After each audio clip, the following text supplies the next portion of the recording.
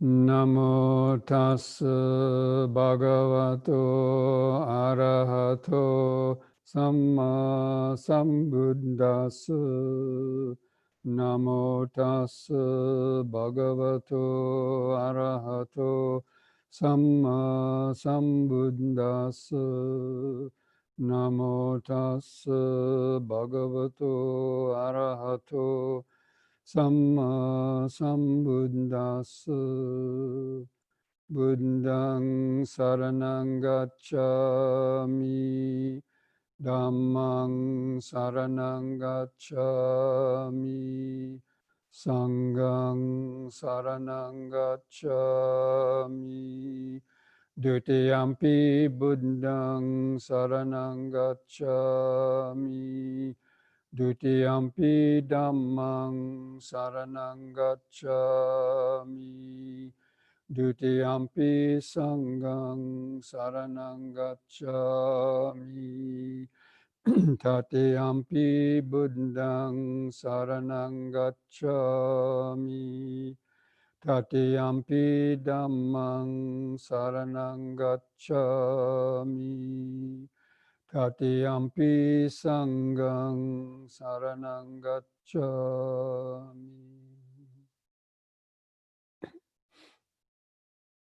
So friends, welcome to this Sunday program. Let's see, I'm going to just check these.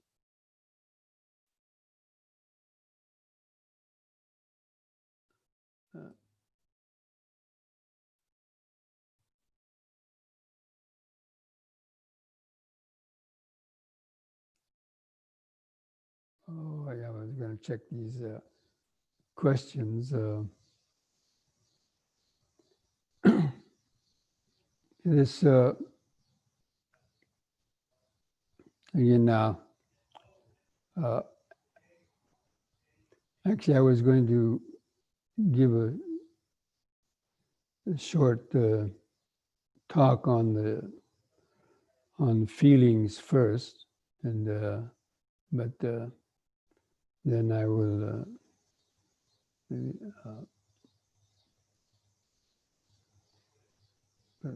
come back to these questions. So before we have our meditation this afternoon, I wanted to talk about the feelings again, the contemplation of feelings, because feelings are very important. Really, the whole world is a feeling. There's a saying that the world is a feeling, and that's true in the sense of the mind. The feeling is the first thing that awakens the consciousness. And we've talked a lot about the feelings, a pleasant feeling, painful feeling, and neither painful nor pleasant feelings. And these govern every single aspect, every second, microsecond of our body and mental activities are triggered off by these feelings. Feelings are, one of the aggregates, the first aggregate of the mind. And so the five aggregates are, the physical body, not only the physical body, but all the material vibrations that come through our senses. So even sounds belong to material aggregate, color vibrations, smell vibrations, odor vibrations. And because of contact, the feelings arise. That's the first thing.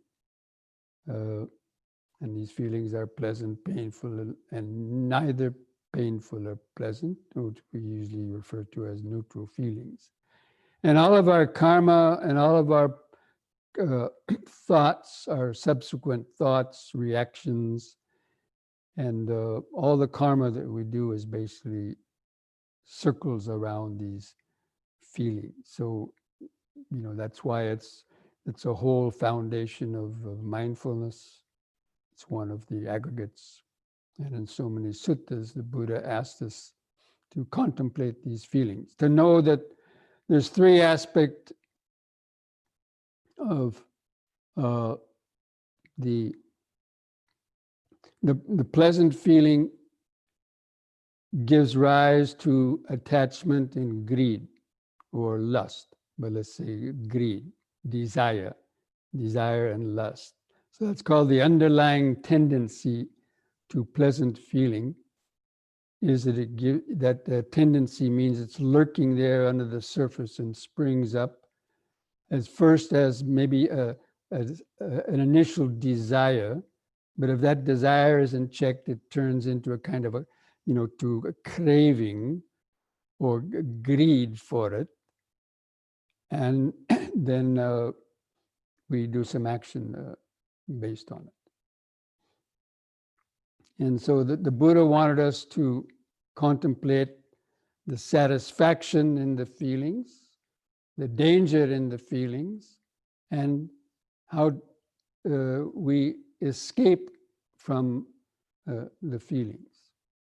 Because again, it's the feelings that trigger off all the other automatic reactions of perception, volition, and even the ego consciousness. And basically our ego and the I is the one that, gets attached to pleasant feelings and painful feelings especially, but even neither painful nor pleasant feelings. So to understand the gratification in the feelings, the danger in the feelings, and how to escape from the bondage to the feelings. Now, the gratification in pleasurable feeling is fairly obvious. So that means it gives pleasure. We don't deny that. You get pleasure through things you see, hear, smell, taste, feel on the skin, and even think about. So all these 6 senses are producing pleasurable feelings, and that gives rise to the greed and desire for it. And why is that? Because we have painful feelings. So to escape from our boredom, for example, we want to turn on our favorite TV program, or we want to listen to our favorite music, or we want to, titillate any of our other senses in order to overcome painful feeling or just a kind of neutral boredom feeling. That the ego is always sort of craving excitement. So anyway, the satisfaction and pleasurable feelings, it does give pleasure. But what is the danger in the pleasurable feeling? That it's subject to impermanence. So the pleasurable feeling arises because of a stimulus. When the stimulus ceases, the pleasurable feeling also ceases, although it may continue in the mind for a short time, but normally it ceases. So that's the danger in the pleasurable feeling. You cannot control them because we can't control the things that give rise to the pleasurable feelings. And what is the escape from that danger in the pleasurable feeling, or becoming addicted to the pleasurable feeling? We also become addicted to that pleasure. It's almost like a drug, It's very similar to a drug, maybe even more so, because it's more pervasive. A drug, you take it at a specific time and it causes something, but pleasurable feelings are arising, every second of every hour of every day up until we die.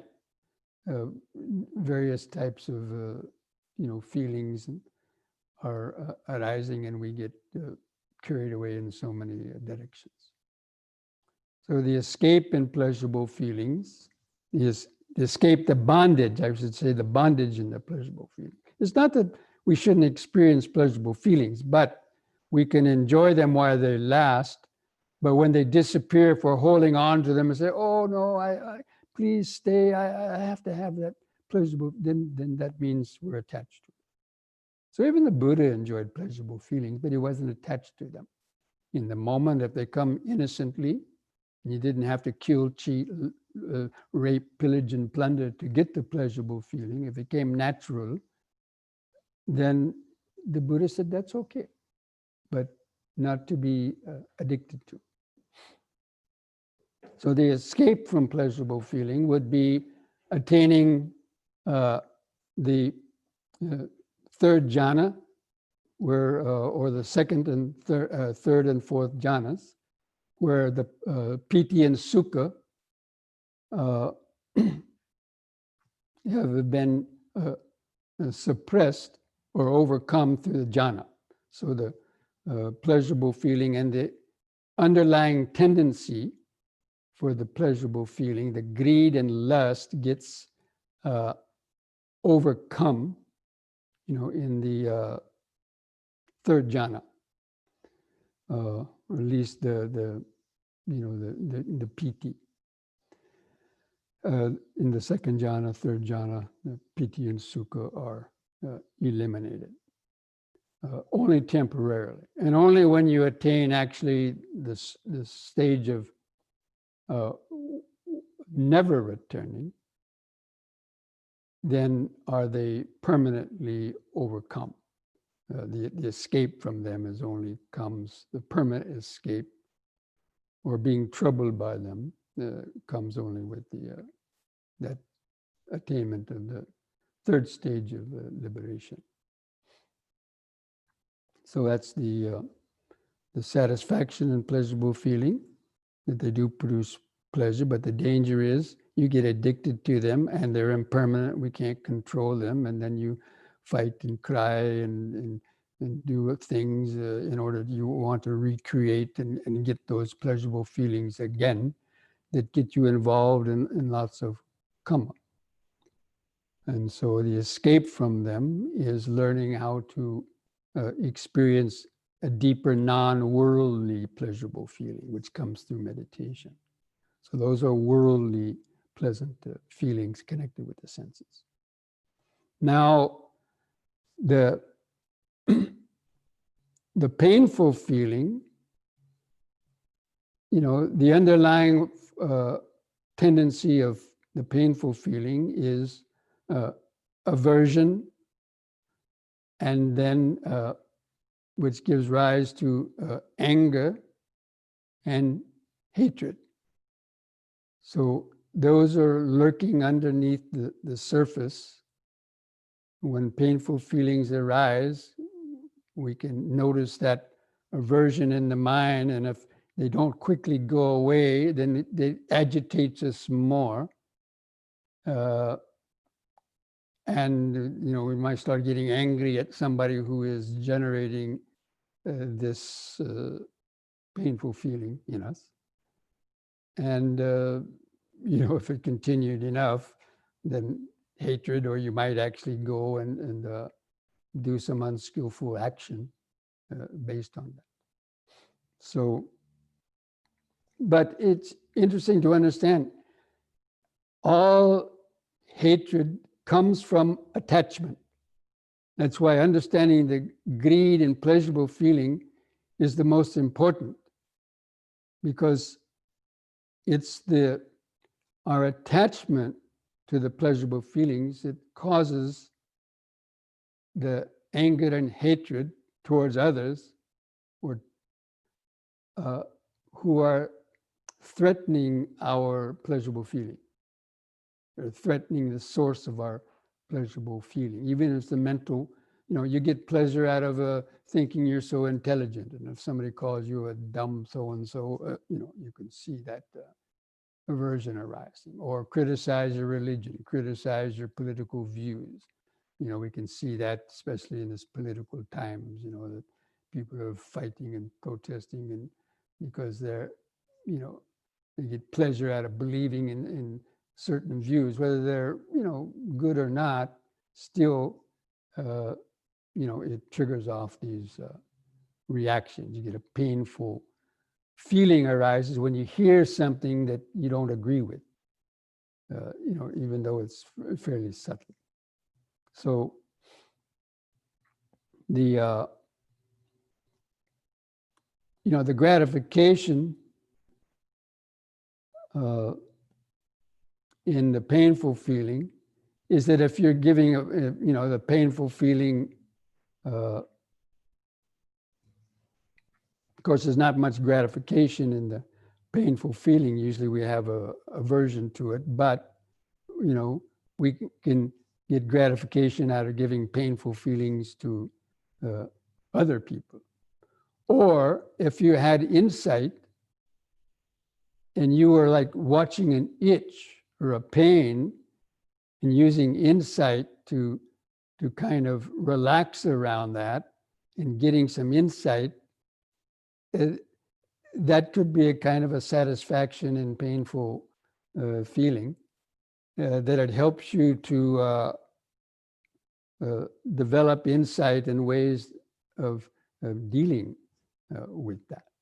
But the danger in painful feeling is that they directly cause pain. And the satisfaction is actually when the painful feeling leaves.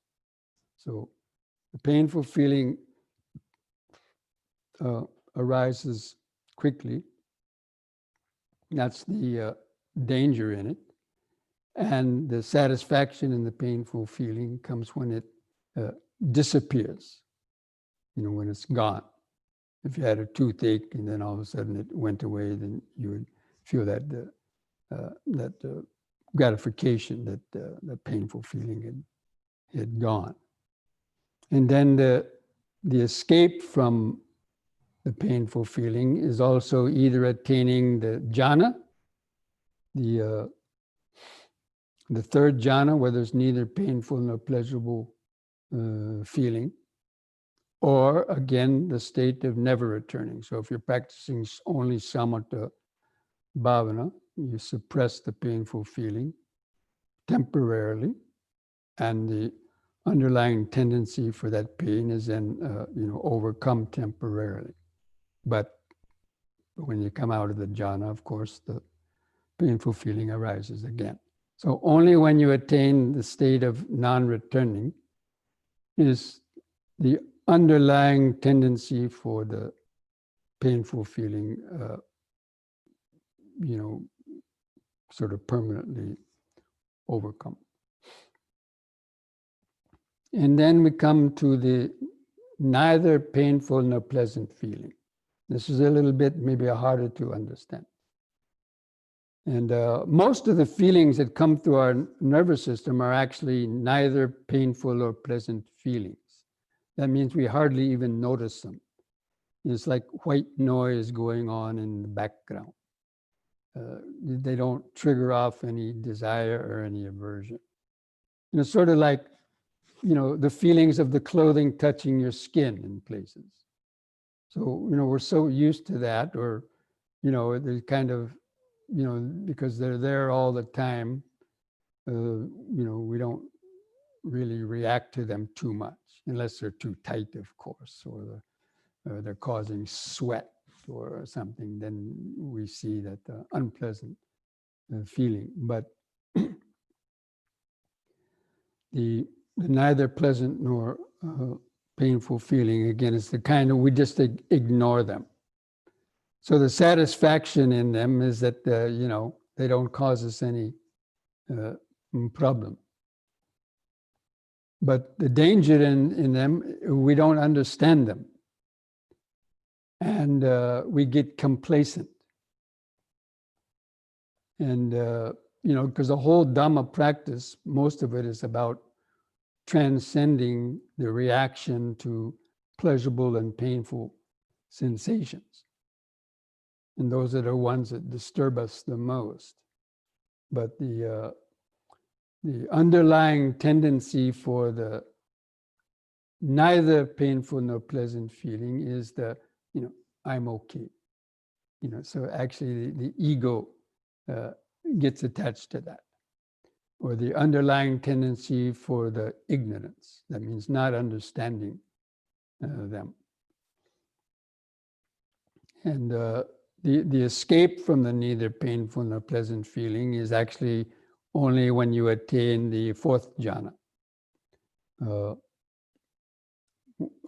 the third and the fourth jhana, where it says neither previous disappearance of joy and grief, one enters and dwells in the third jhana, and then the fourth jhana, the purified mindfulness and equanimity.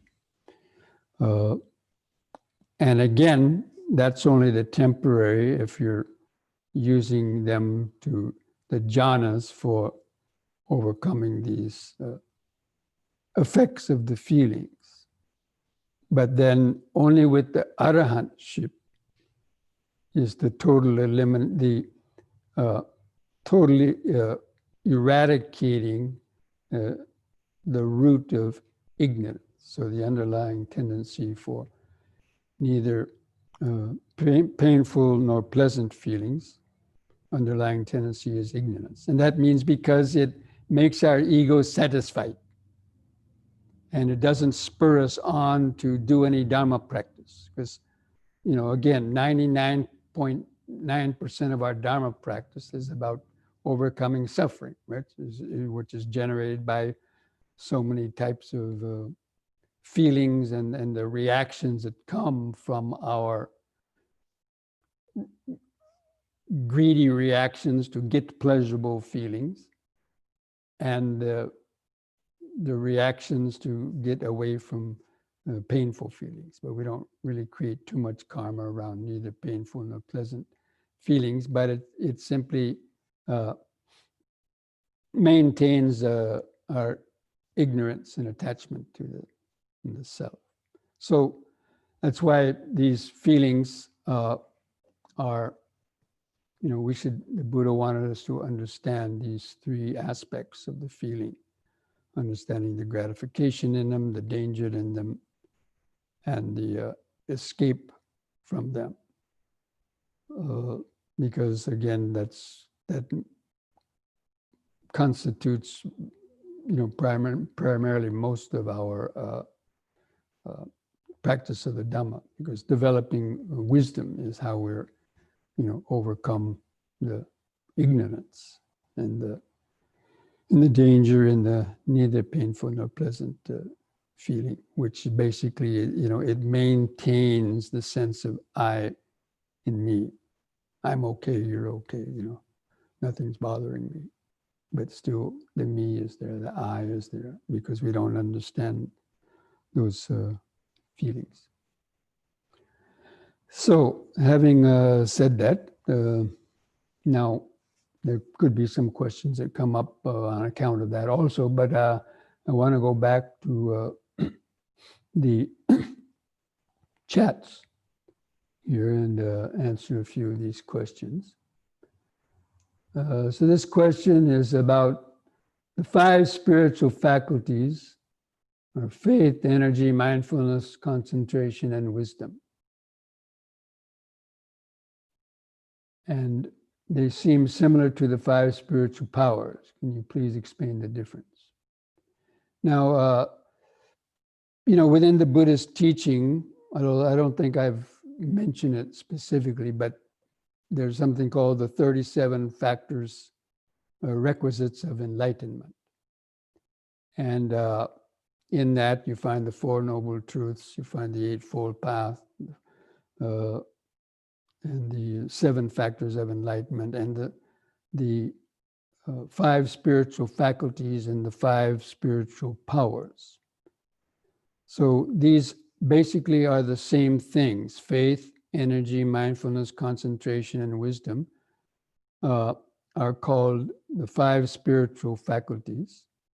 And the same ones, faith, energy, mindfulness, concentration, and wisdom, are also called the 5 spiritual powers. Now they're mentioned as separate groups, so you wonder, well, why? They're the same thing. They sound, they're the same mental factors. So what is the difference? Well, the difference is that they call the 5 spiritual faculties are what we initially cultivate to get our mind on the right track of Dhamma practice. So the faith that the Dhamma and meditation is going to bring you some benefit when you first hear some teaching and so on. You get some faith about it, or you hear talk about meditation. You think, oh, man, if I meditate, I might be able to overcome my problems. So you gain some initial faith, and then that gives you the energy to then start practicing. And what you practice is mindfulness. By developing mindfulness, you gain concentration, and when mindfulness and concentration are developed, the wisdom naturally arises from that. So they're called faculties because it's similar to the faculties of that. Let's say you're studying for a PhD. So the faculty members are the professors who guide the students through their studies.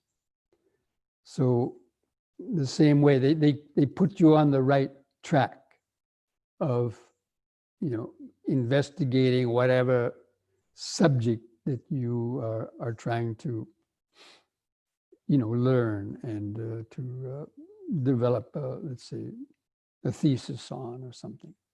So the faculty member is like a guide.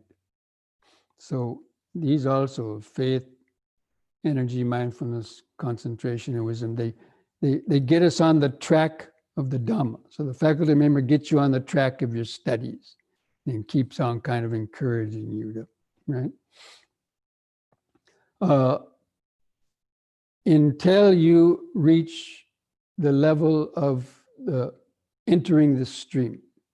So a Sotapanna is somebody who has unshakable faith.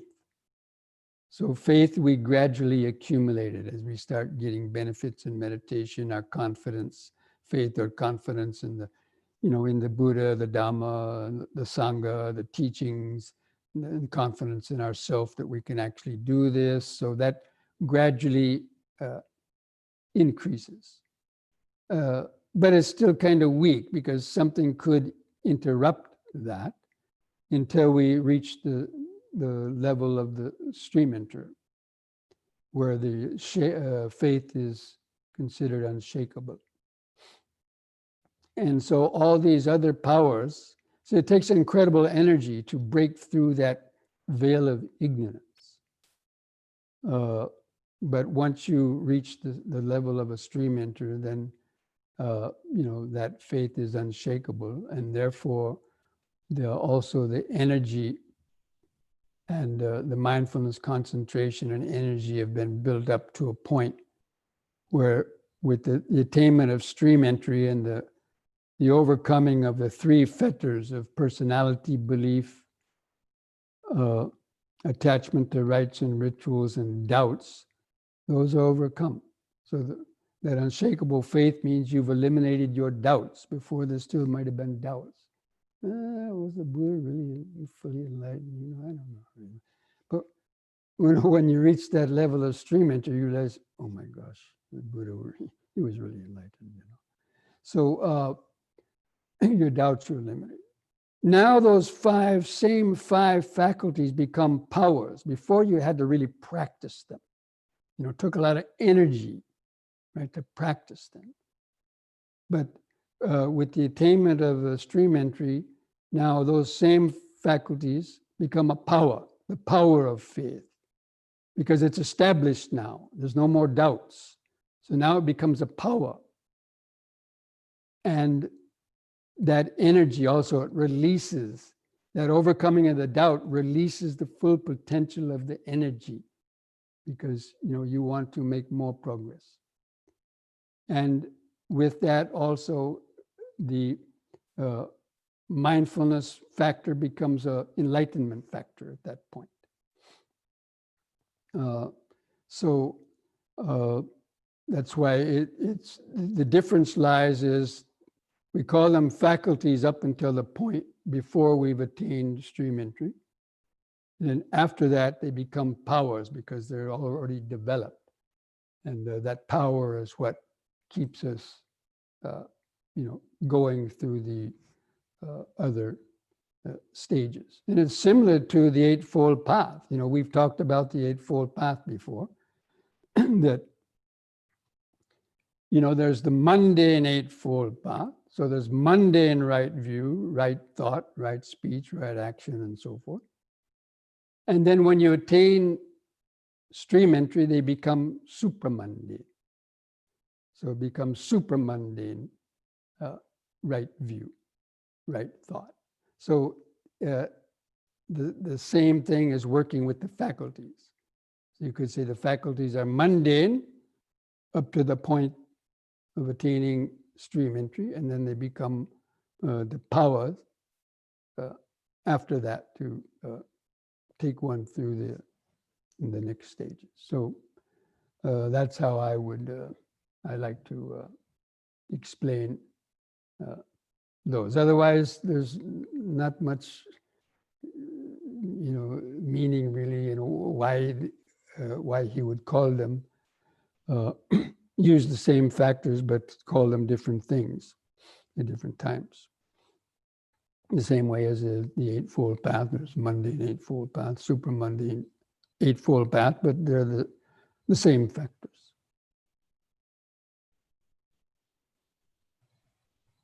And then there's also, the enlightenment factors, right?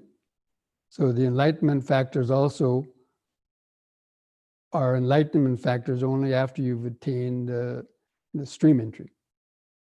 Before that, they're just, mindfulness, investigation of Dhamma, at a low level. They're not a factor of enlightenment yet. Let me see this next question. It says, during interview opportunities at retreats, or even just when given the chance to speak with a teacher, I have a lot of trouble figuring out how to even go about asking questions about my meditation practice. Do you have any advice on what sort of questions I ought to be asking? I always seem to just draw a blank. And it can be frustrating to think that I'm missing all these opportunities for guidance because I can't think of anything specific to ask about. Well, the questions you should be asking are, do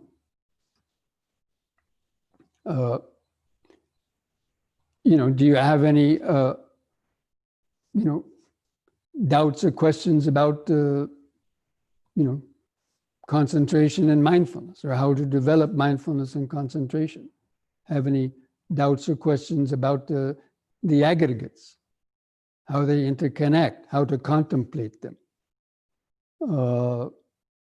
and so on. So, because when we meditate, we're in touch with that's all we have is our body and mind. And unless you're spaced out or you're, half asleep or always lost in your thoughts, then of course, you won't be seeing much. So you may not have any questions to ask. But, especially like the hindrances, how do we overcome the hindrances, or how, questions about, maybe the posture or whatever, or ways of developing mindfulness and concentration, like with, because there's so many different ways that a person can practice. And if if you learn one method and just one way, and you get complacent with that, then you might just keep on doing it, and the need to ask any questions may not come up. But if your practice is stagnating, that means that then you need to investigate that more and see how you might change some aspects or focus of the meditation to help to try to overcome, certain stagnation or other obvious hindrance, fetter.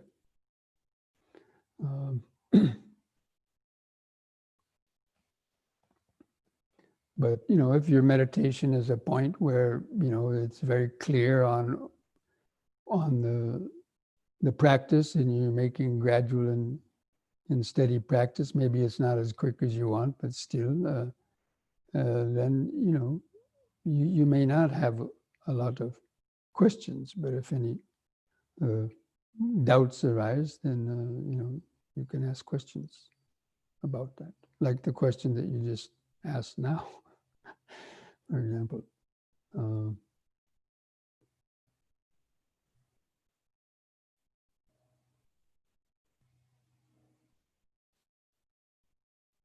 Where do we find the gratification, danger, and escape steps in the doctrinal texts? Thank you for your teaching, Bhante. There are several suttas that describe that, and I can't pluck them out of my mind, the specific, but I'm sure there's some of you out there that have been giving advice on how to find, different topics, that we've been discussing. There's 2 or 3 people that have been saying, oh, you can find this in this sutta or in this book and so on. But in the Chula Vedala Sutta, there's a number of suttas that talk about, the gratification, danger, and escape from the feelings.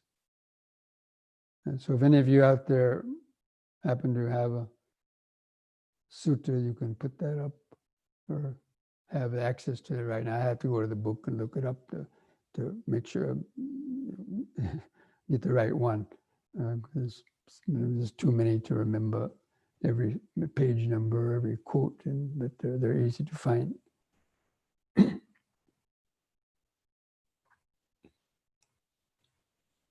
Oh, well, see, somebody just put them up. See, I didn't scroll down there. So there you go. You got at least 3 links from the Sutra Central where you might find those.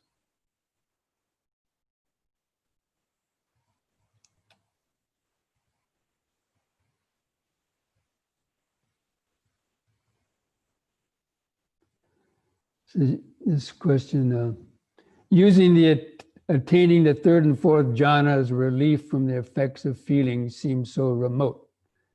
Is there a more immediate way or approach to escaping the effects of feelings? If so, how would one go about applying it? Mindfulness and permanence.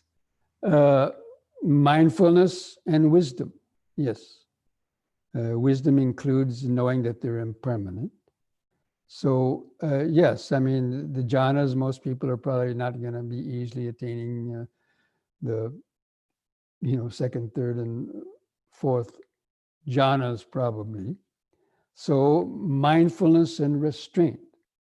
So that's why the contemplation in the 2nd foundation of mindfulness, when a pleasant feeling arises, you have to recognize it. This is a pleasant feeling.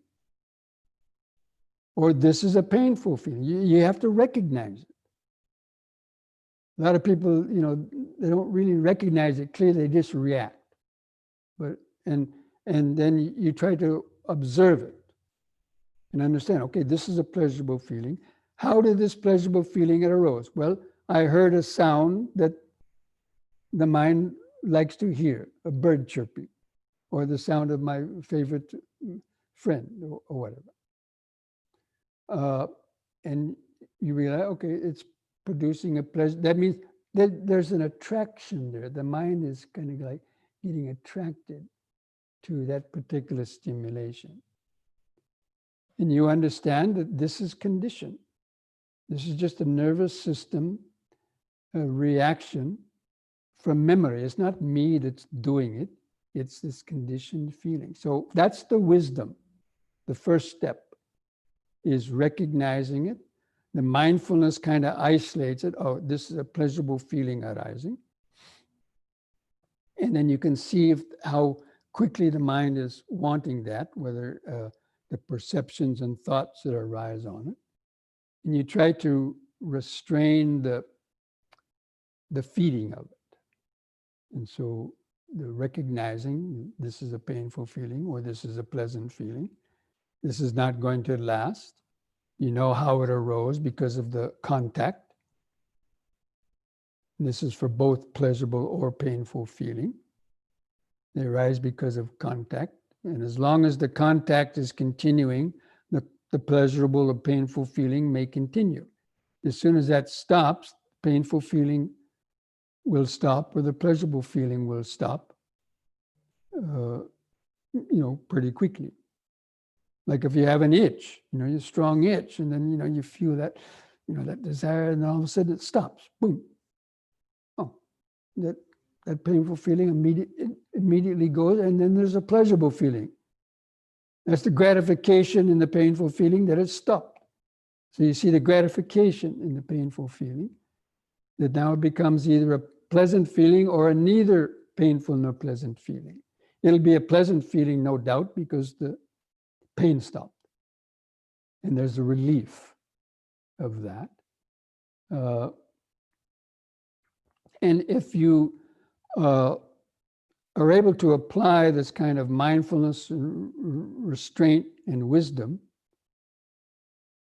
to avoid the reaction, then those feelings can then gradually become a neither painful nor pleasant feeling once you've developed enough equanimity to the feeling. So we're cultivating equanimity by relaxing around the sensations, especially the painful sensations. I would say the painful sensations are the ones you should probably pay the more attention to, because those are ones that cause you immediate pain, where the pleasure causes you pain later after it changes. But the painful feelings bring that immediate pain. So I would spend a whole meditation, maybe in this next meditation, we'll go focus on that. And just being alert to, feelings coming anywhere in the body. And maybe if you can't concentrate, you see this mental painful feeling of frustration, I can't concentrate, or anything else, or it's a sound in your house, maybe there's some sound annoyance or some smell, or somebody's cooking something, and there's this. Our senses are always being titillated, and depending on where you are, they're being stimulated more or less in different ways. But we can never know it. They can, out of the blue, they can come up. And so to have that mindfulness present, that's the way that you gradually escape them, is by practicing the mindfulness, concentration, and wisdom, because that's what's eventually going to allow you to attain stream entry and then the other ones. But even if you don't attain those quickly, then at least the mindfulness and the restraint will allow you to bear them up and to get a lot of even pleasure from observing. Just being able to relax around a painful sensation or an itch, and just to be able to see it and relax around it and see how they change and vanish, it can bring a lot of joy. That's part of the investigation of Dhamma. The enlightenment factor of joy is the joy of observing your mind and the joy of seeing how the mind can relax around these feelings and just become a detached witness to the various aggregates, that are arising. So, that's what I would, how I would answer that question. Is it, yes, attaining jhanas to escape these feelings. I also, it's not the best way, because again, it's just temporarily, And you can't always be jumping into a jhana, right? You're on a bus somewhere and hearing a lot of sounds or other things, and these painful feelings are arising, unpleasant feelings, and you're not likely to go into a jhana to escape them. But you can relax around them with your mindfulness and your wisdom. That means your understanding.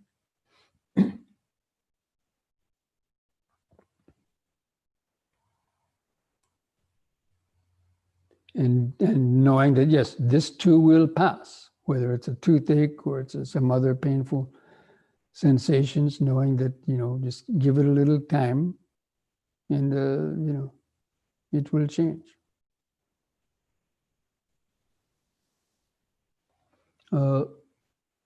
Next question, as a Buddhist, what is our position about the ghosts? I've heard a lot of stories of people who have experienced this phenomena, who believe they do exist. Well, generally Buddhist, the Buddha talked about the ghosts, they're pretas, when they're called pretas. And usually they call them hungry ghosts, because the ghost is, they have a lot of craving, but they cannot satisfy it because they don't have a body. So it is said that people who have a lot of attachment, whether it's to a house, to the food, to people, when they die, their mind don't want to let it go. So they become a ghost. That means their mind is just a disembodied consciousness that just creates a kind of a ghost body, and it want to hang out in the house. You got so much attachment to the house, the people in the house or whatever, that the mind don't want to leave it. So it becomes it hangs out there, but no one can see it, because ghost bodies are just, have a material form of light that we cannot see with our physical eyes. So people cannot see the ghosts normally. And then maybe they can make some sounds or something like that, or you might, these stories that you hear. But yes, Buddhists believe that these kind of things exist. And you're born as a ghost because of this, we call it a hungry ghost, the preta loka, because of the strong attachment, and the mind don't want to leave the place. Strong attachment to your family, or as I mentioned, other things like that.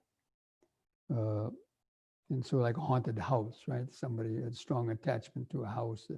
It didn't leave, hung out there for a long time.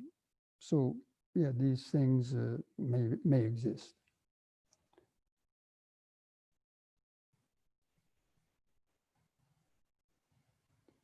And if you don't experience them, don't worry about it. They can't hurt you.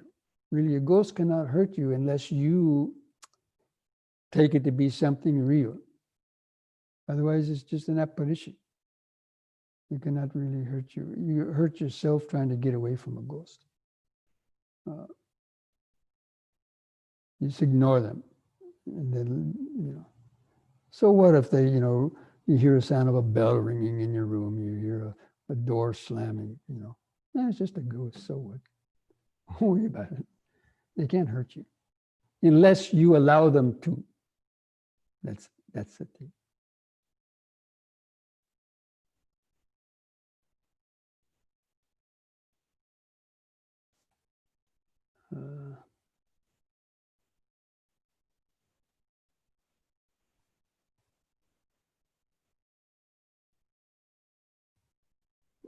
The great mass of stress. Majjhima Nikaya 13, must be the Dukkha, Maha Dukkha Kanda Sutta. So we have a lot of people that are well versed in the sutras. That's very good. In fact, Wednesday night, I'm going to talk about a sutta that specifically talks about that, about the advantages of being well versed in the Dhamma.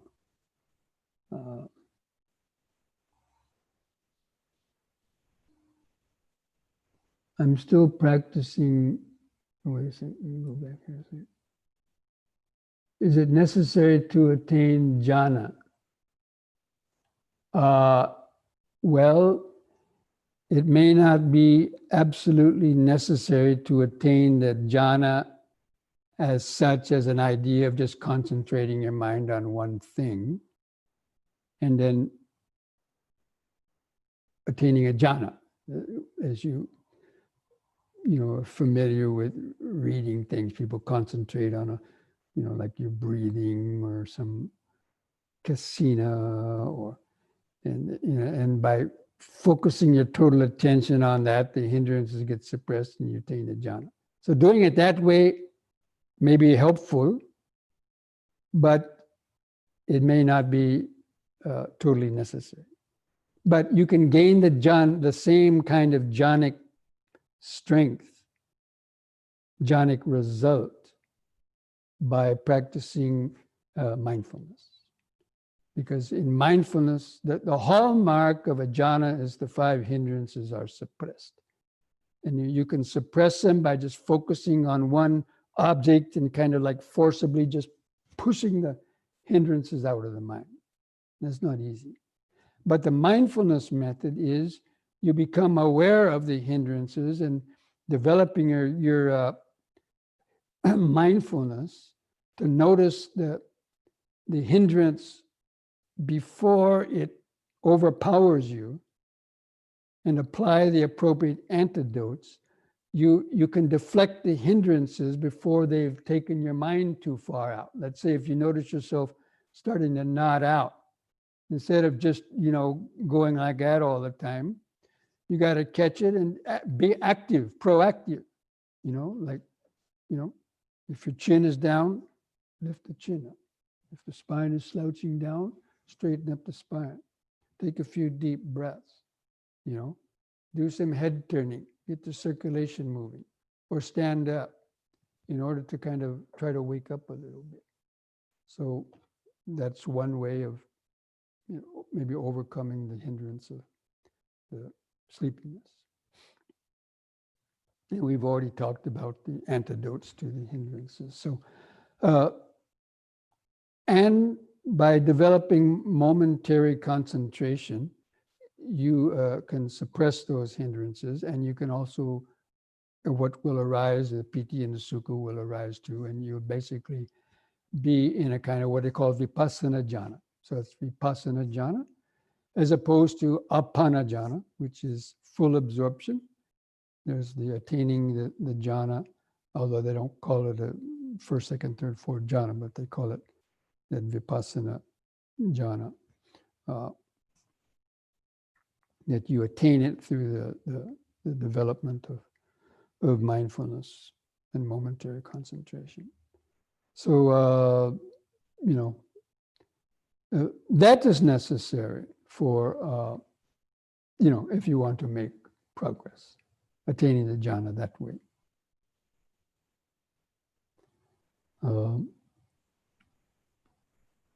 And that's the method of practicing the 7 factors of enlightenment follows this vipassana jhana method that from the get-go, or you're developing the mindfulness investigation of Dhamma, and you get the energy that comes through that, the joy, and then the tranquility, and then you get concentration. And then equanimity, that means you've reached the 3rd and the 4th jhana, and the next step is entering the stream, sotapanna, magga and phala. So, and 7 factors of enlightenment are within the 4 foundations of mindfulness. So by practicing the 4 foundations of mindfulness, which doesn't necessarily require you to attain jhana, but as I mentioned, you attain it through that practice. As you're practicing mindfulness of the body, mindfulness of feelings, you're gradually developing concentration, weakening the hindrances, and then you've, and when you reach the level of jhana, then that's when you have the factors of enlightenment are then stronger, when you have the hindrances are suppressed.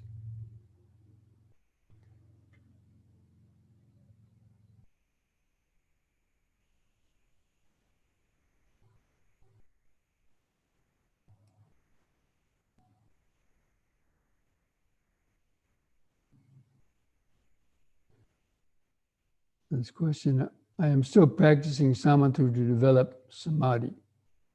Is there a point when I should add vipassana? Well, there are basically two approaches to meditation. One is called samadhi pubangama vipassana. So that's what you're trying to practice. You're saying, I'm trying to practice samadhi, or practicing samatha to develop samadhi. Is there a point when I should develop vipassana? Or there's another method called vipassana pubangama samadhi. And that's the one that I normally advocate, because I feel it's easier for most people. But people are different, so maybe not. But so by practicing the mindfulness, developing momentary concentration, suppressing the hindrances, you gain samadhi. So people are different. So some people may be able to develop samatha and attain jhana, maybe without too much difficulty, without taking years and years and years. Or other people might, because of past conditioning, be able to develop a little bit of concentration, but maybe just a momentary concentration, or just to calm their mind a bit, and then start practicing mindfulness and working on weakening the hindrances through mindfulness, and then suppressing the hindrances through that and gaining the samadhi, which I've already talked about. So the vipassana develops samadhi, or the samadhi develops vipassana. In both cases, both have to be developed to attain enlightenment. So whether you develop samadhi first, you have to develop vipassana insight. And developing vipassana insight, you have to at least gain that strength of concentration to suppress the hindrances and to attain the vipassana jhana, to attain the Maggaphila.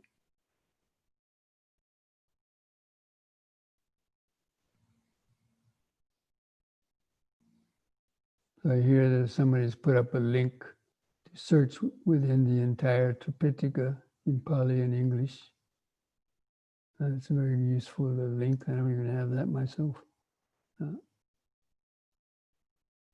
Okay, just one last question.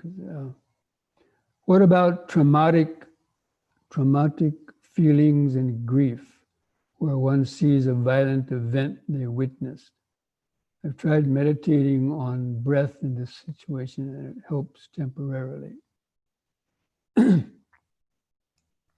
Well, it sounds like it might be something like, what soldiers experience, or other people, post-traumatic stress syndrome, where the mind recreates these.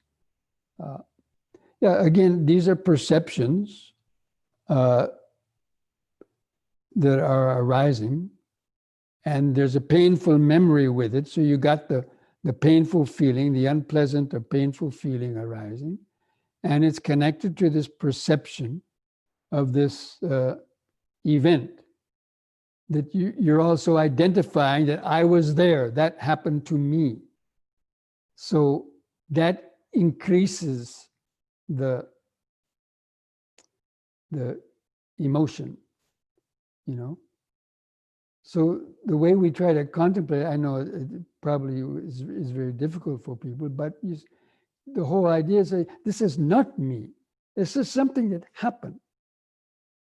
But it just happened to 5 aggregates. And you try to somehow get that me out of there. We're always trying to identify things that happened to us in the past as this happened to me. And this is going to happen to me in the future.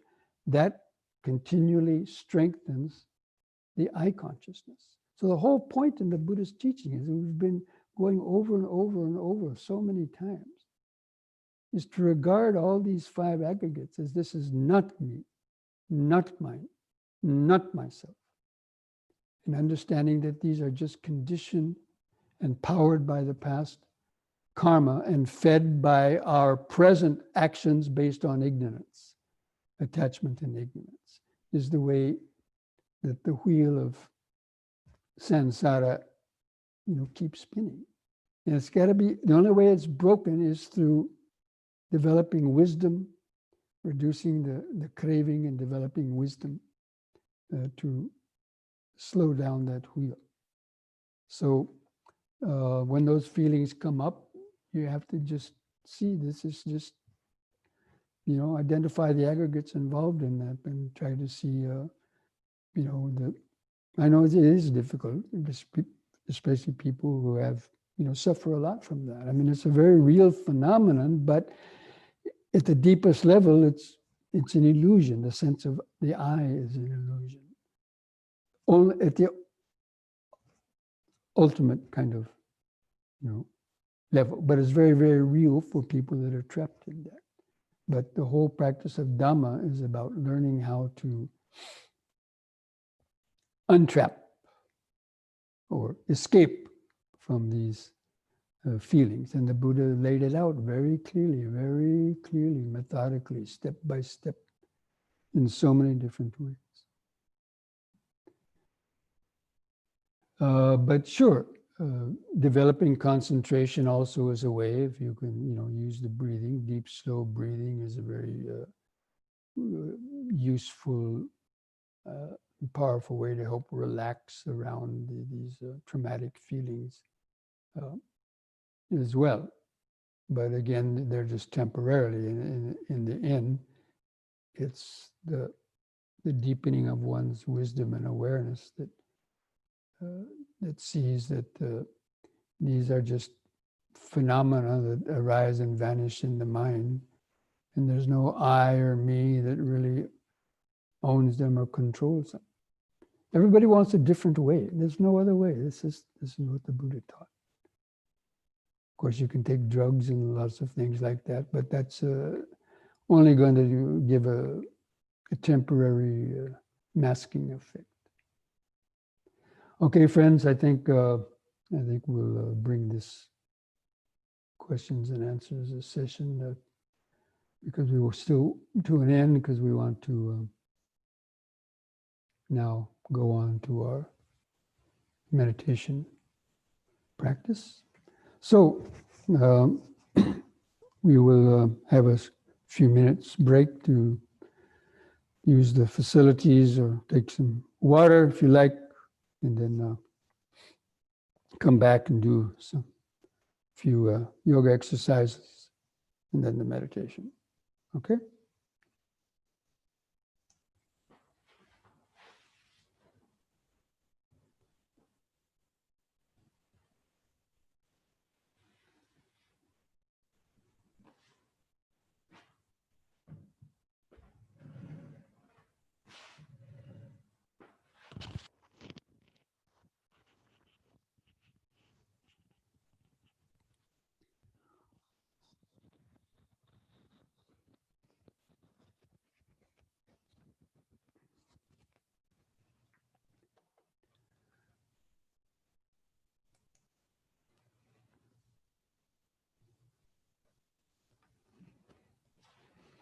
Okay, friends, go ahead and start the yoga stretches.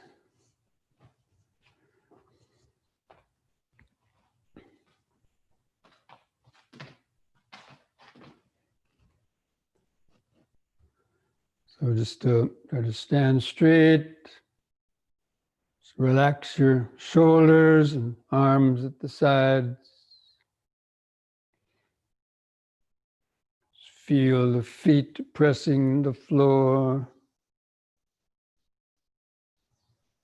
Just gently close the eyes. See if you can just feel the outline of the standing body, the feet pressing the floor, the arms at the sides.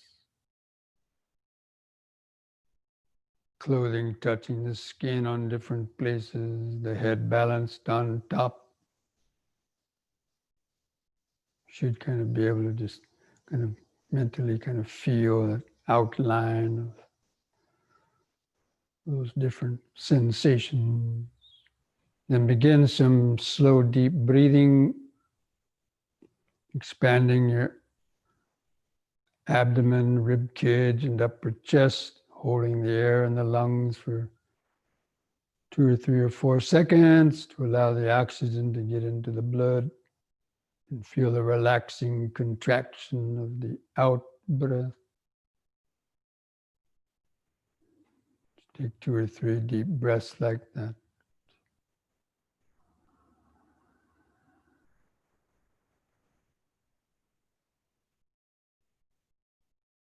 And breathing in, letting go of the past and future. Breathing out, standing here and now.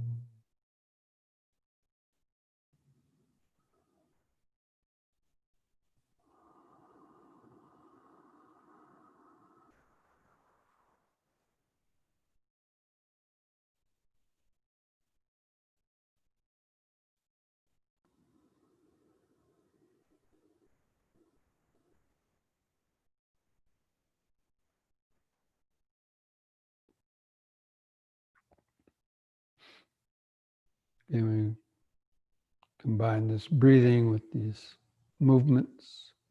So on the next in-breath, raise the arms over the head, interlock your fingers, turn the palms up, straighten the arms, stretch the head back, arch your lower back a little, and stretch upwards. On the out breath, turn the palms down, touch the top of your head. Again, in breath, palms up, straighten the arms, head back.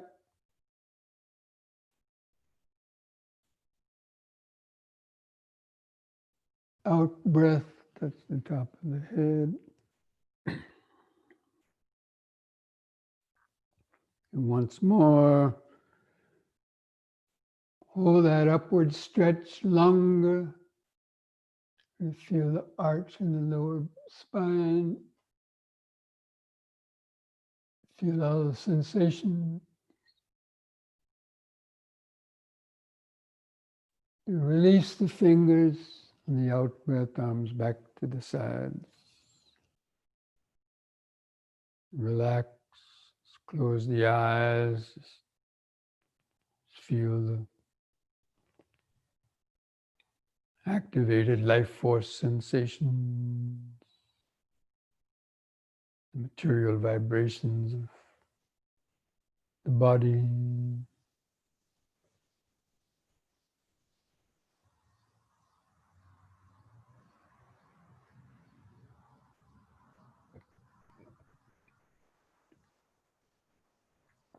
If you can't feel anything, just remember standing, standing,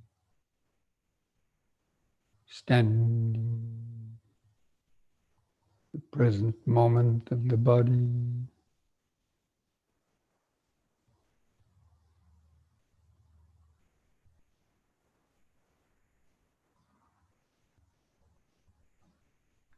And next on an in-breath, push up on the toes while raising the arms up over the head like this, facing the palms toward each other, and stretch up. Out breath, come back down, heels to the floor, arms back to the sides.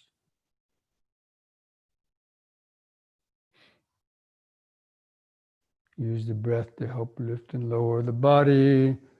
The in-breath, body floats upwards.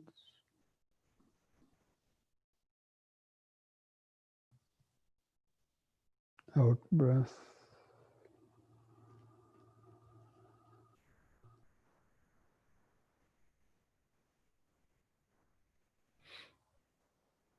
Once more in.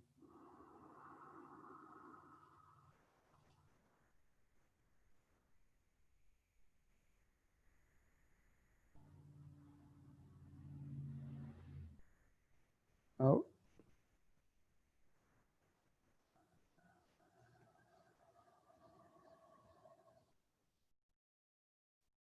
relax. Feel the feet pressing the floor.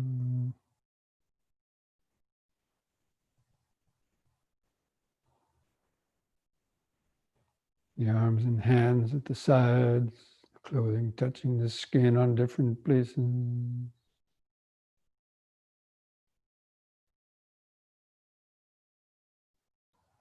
The head balanced on top.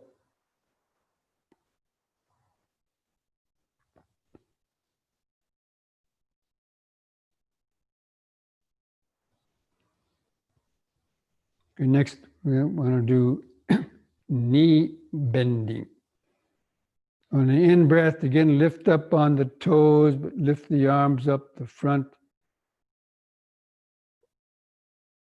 And on an out-breath, bend the knees and lower the body down, balancing on the balls of the feet. Come down as far as you comfortably can. And take a deep breath to push up, in-breath.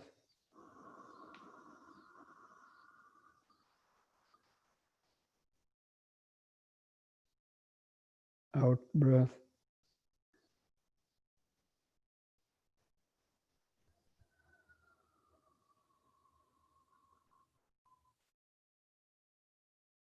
In.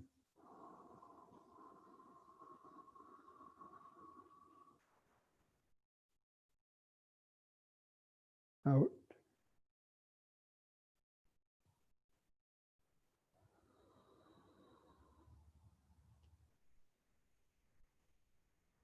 In.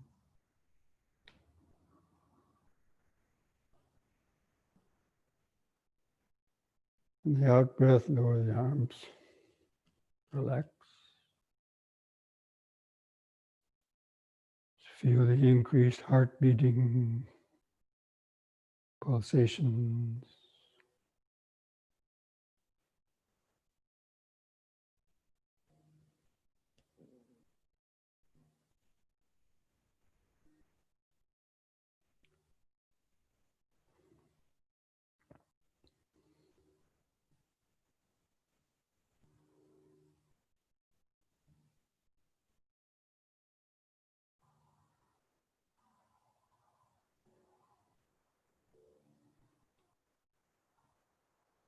Remember standing, standing.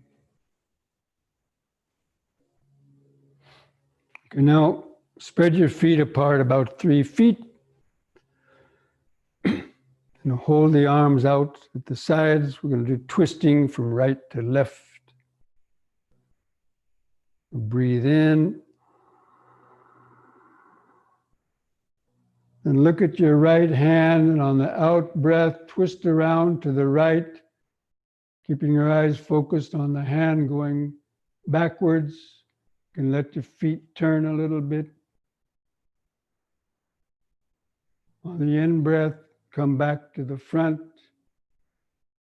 And let the body turn with the feet, and then turn to the left side.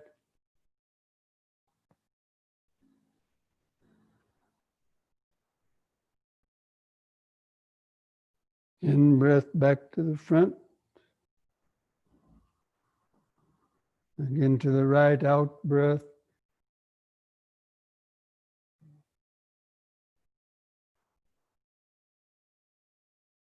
In breath, front. Again to the left, out breath.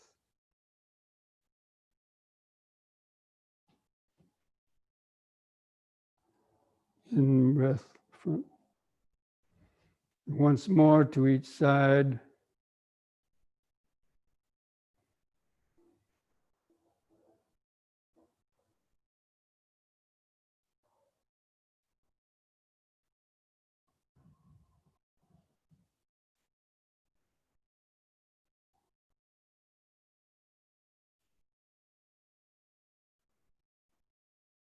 In breath, front. Out breath, lower the arms, relax.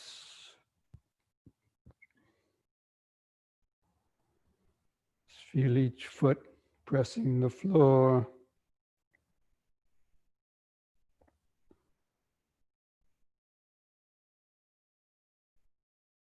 Feel the various sensations, material vibrations,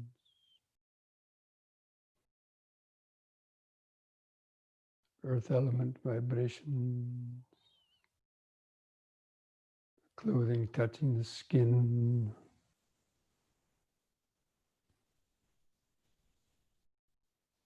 the air element, the breathing.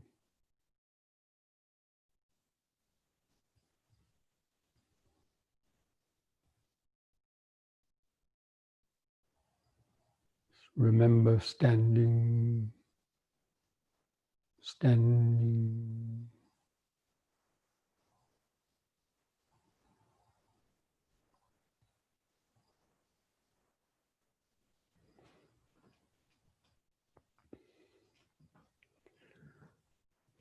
Keep the legs spread apart, try to spread them a little bit more out. You back forward and backward bending.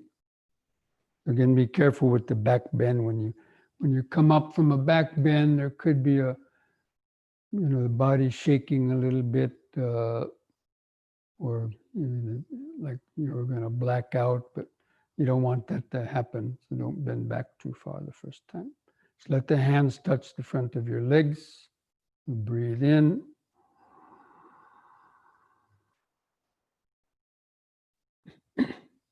On an out breath, bend forward, let the hands slide down to your knees the first time. Keep the head up and try to flatten your back, making it like a tabletop so you can balance a full cup of tea in the middle of your back. The in-breath, lift up and move the hands under the buttocks for support. Let the head go back. Gently bend backwards, not too far the first time.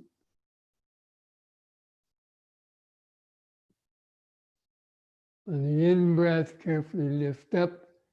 Be aware of inner shaking. And on the next out-breath, again bend forward. Second time, let the hands come below the knees. About halfway if you can, but still keep the head up.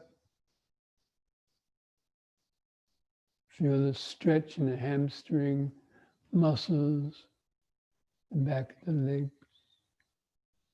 In-breath, lift up.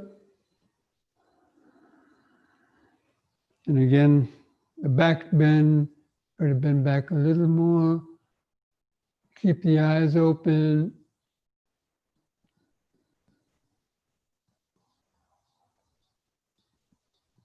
In-breath, lift up.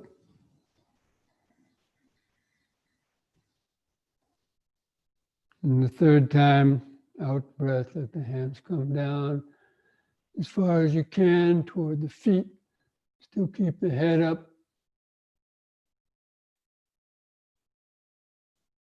Feel that stretch in the back of the legs. Hold it a little longer.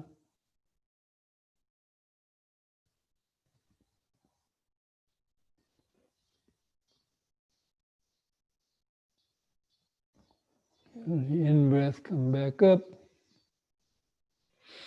Once more, the back bend, out breath.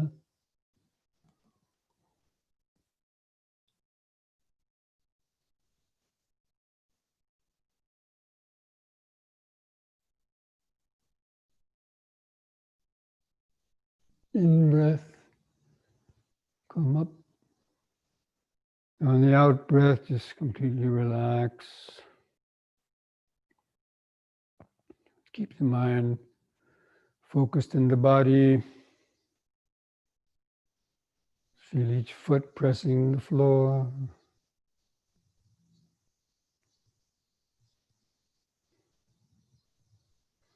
Feel the hands and arms hanging at the sides.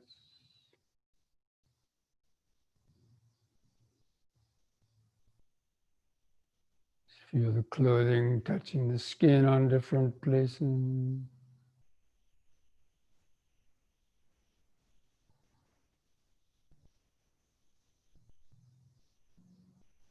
Feel the head balanced on top, feeling some sensations on your face.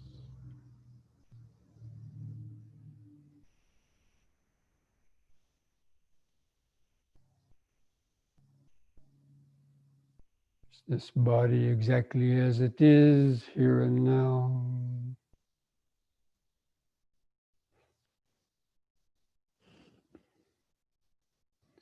Now bring the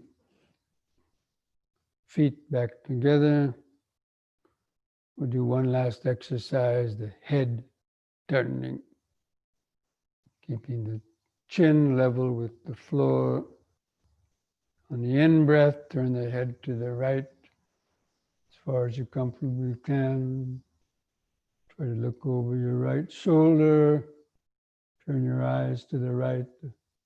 See some spot behind you. On the out-breath, turn 180 degrees back to the left. Try to look over the left shoulder. Turn your eyes to the left. In-breath back to the right.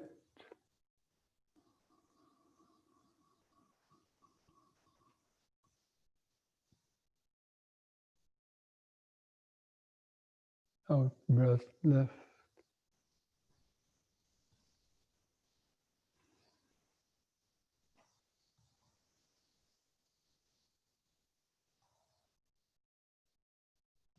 In-breath to the right.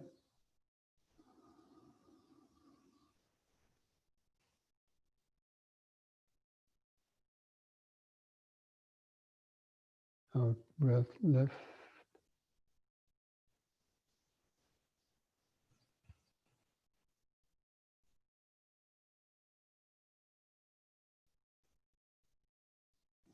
On the in-breath, let the head stop in the center. Just relax. Just feel the whole body.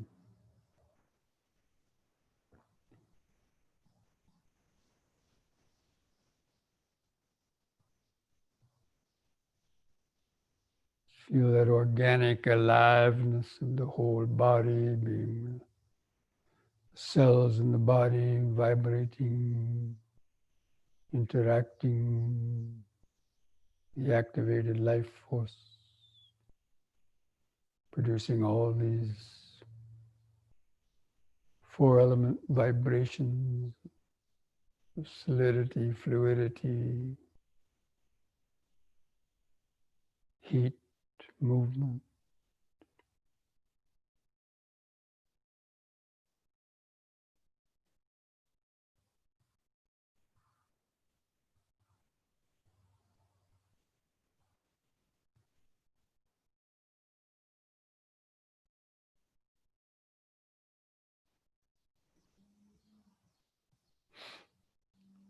Okay, friends, let's prepare for the sitting meditation.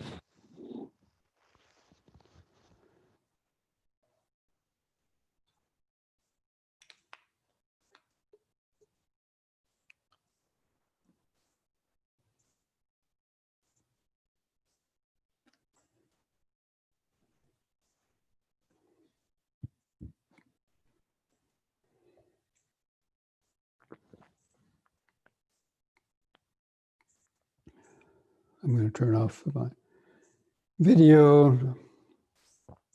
Encourage you, keep your attention focused in your own body. That's where it's at.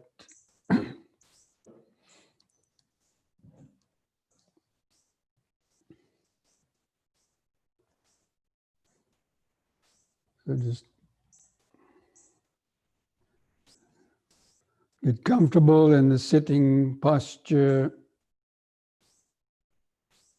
And you keep the back and the head in a straight line. After placing your hands, either one on top of the other,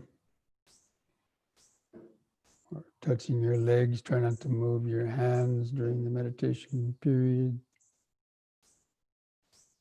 Gently close the eyes. First of all, just bring your attention down, feel where the buttocks press the seat. Feel that contact, that hardness, the earth element of the body pressing the earth element of the floor or seat, producing that contact. And the contact producing the sensation.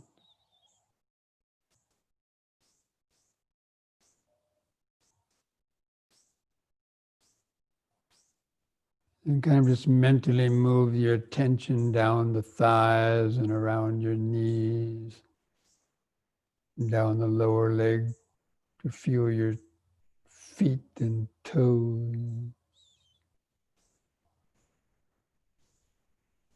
See if you can feel some different toes, the arch and the heel of the feet. Just feel some sensations there in the feet.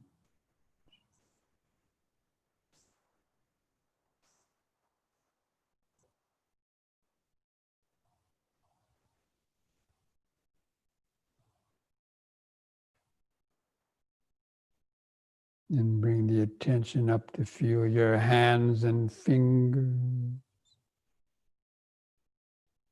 Try to feel the outline of some different fingers or thumbs, where they touch each other or touch your legs.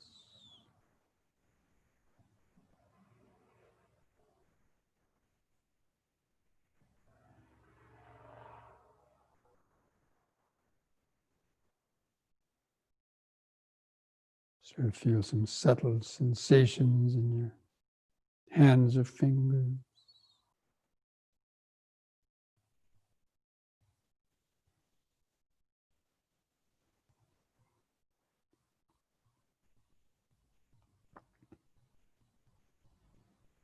And feel your shoulders, relax the shoulders. Feel the weight of the arms hanging from the shoulders.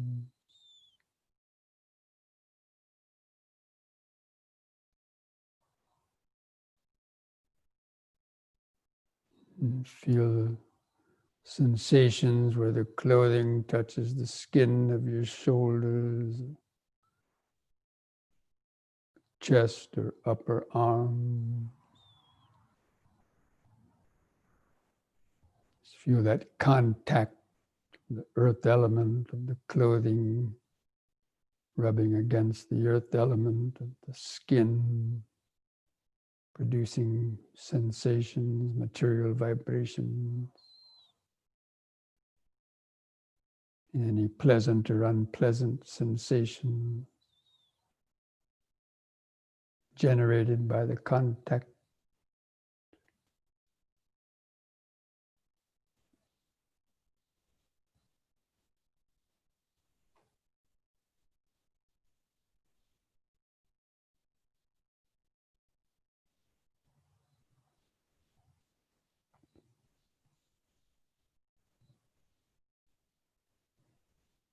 And now just feel the head balanced on top of the spinal column.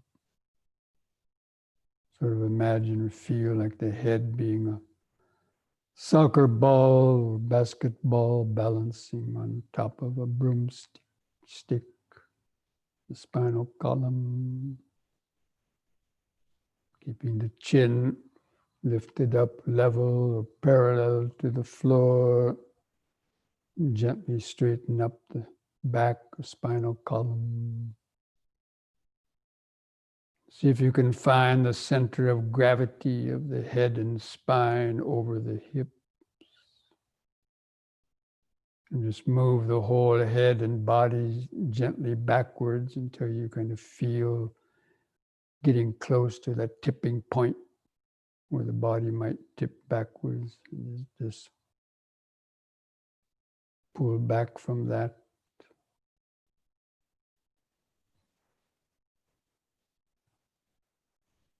Just mentally feel that straight posture.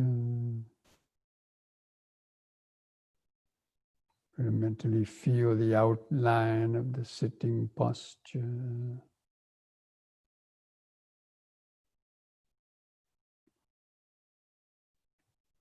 And take a few deep, slow breaths. Feel the expanding and contracting of the abdomen, rib cage, and upper chest. Same time, try to feel the air moving through the nostrils into the lungs. Hold the air in the lungs a few seconds to feel those subtle sensations.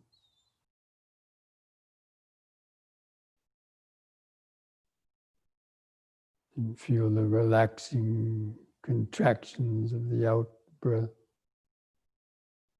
Try to ride the contracting out breath down to the in to feel the last bit of air go out. And then the next in breath.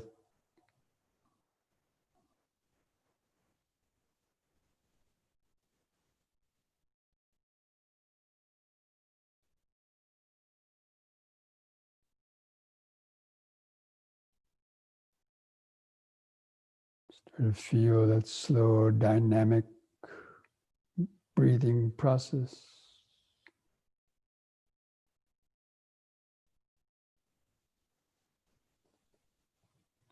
Just cultivating this basic mindfulness. And breathing in, letting go of the past and future.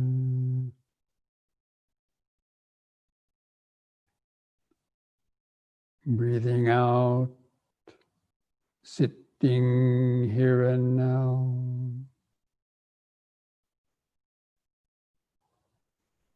Breathing in, letting go of the past and future.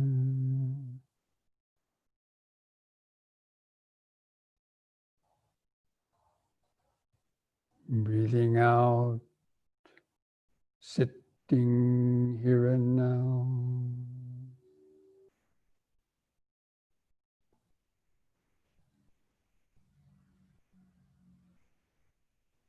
Just breathing in, feeling the whole body.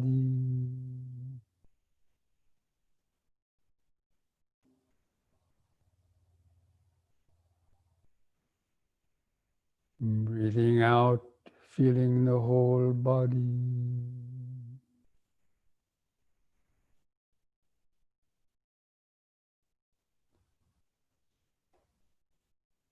Breathing in, feeling the body in the body.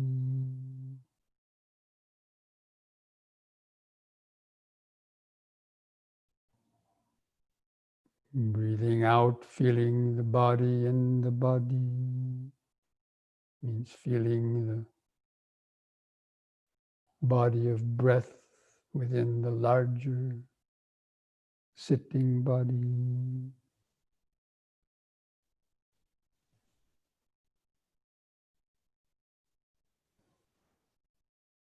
Just feel all the different sensations generated by that breathing body.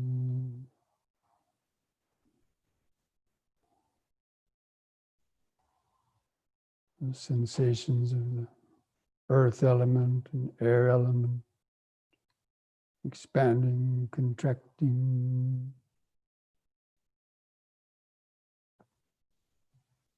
Different contacts producing sensation.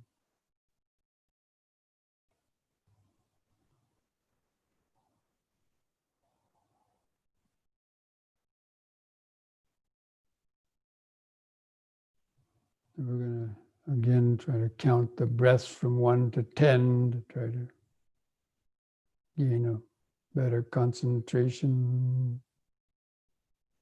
Let's try to keep feeling that breathing body. You feel the expanding in-breath. Just mentally count to 1. Hold the breath in a couple seconds to feel the pause. And feeling the contracting out breath. Count 1.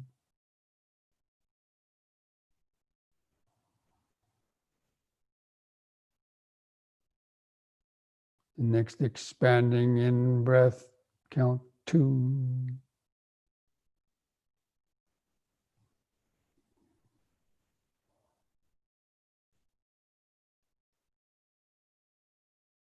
Contracting out breath, 2.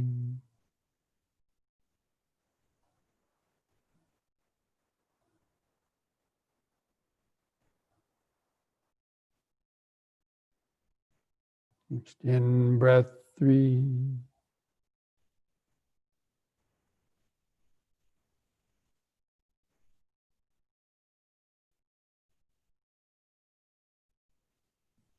Out breath, 3.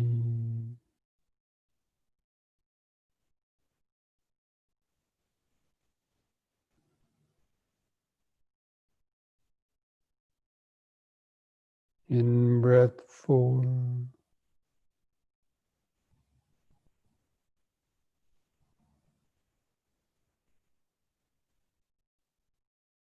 Out breath, 4.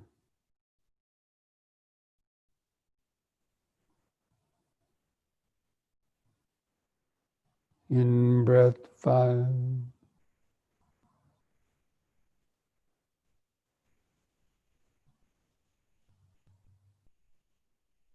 Out breath, 5.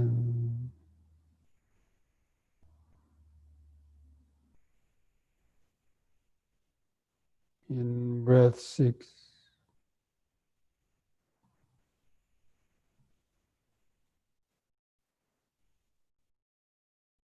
Out breath, 6.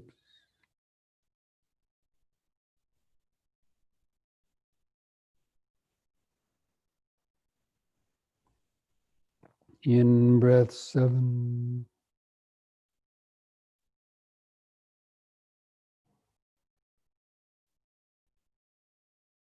Out breath, 7.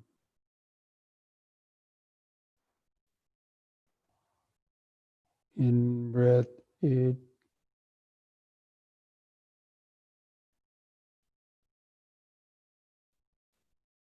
Out breath, 8.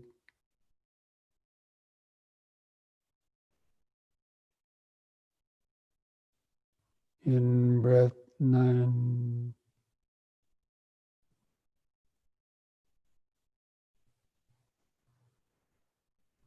Out breath, 9.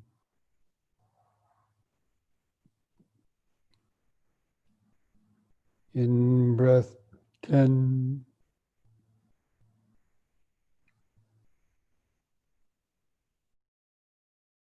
Out breath, 10.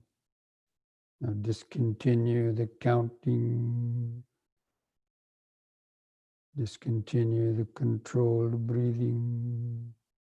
Just let the breath return to its own uncontrolled rhythm. But continue to feel it. Keep the attention focused, like focusing a camera lens to the center of the body.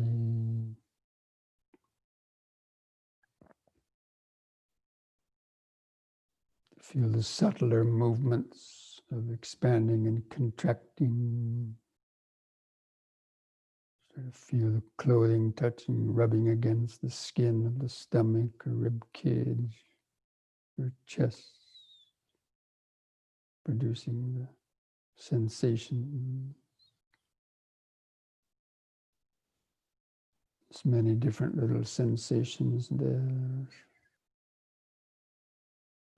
Notice the brief pause, maybe a fraction of a second, and the out breath.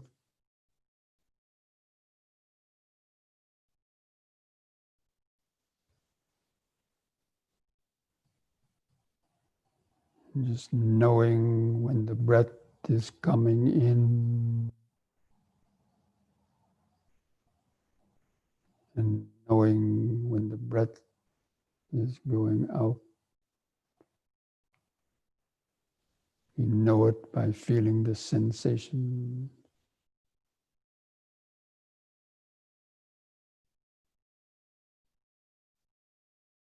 Produced by the contact.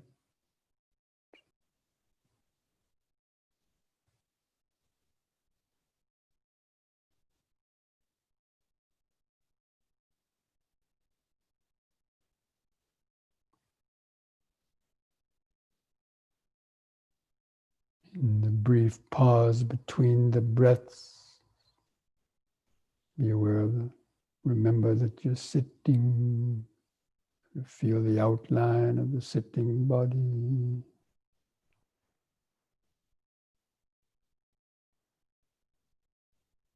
Just breathing in, sitting. Breathing out, sitting.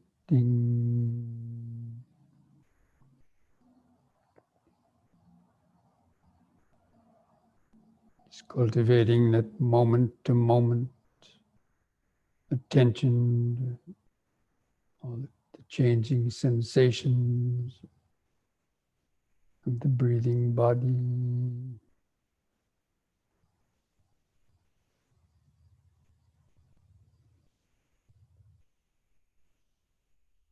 The momentary concentration, just being able to notice the flow of different sensations without the mind getting pulled away, distracted.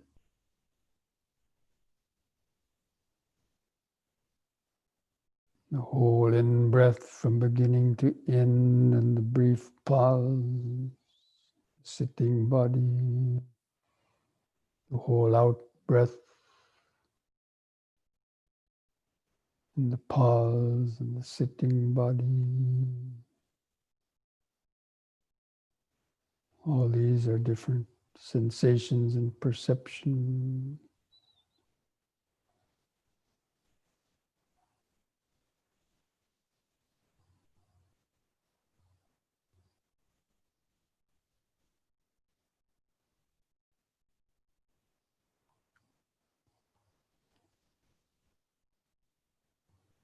It's balancing both concentration and awareness, mindfulness together.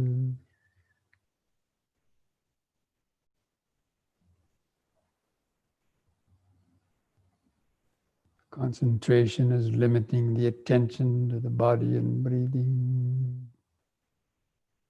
The mindfulness is the alertness to notice all the changing sensations, or even to notice any thoughts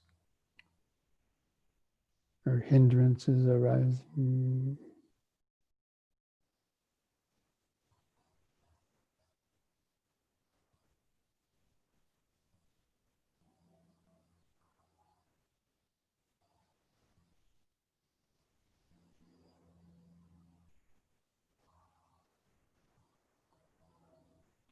Just try to notice how each breath is different,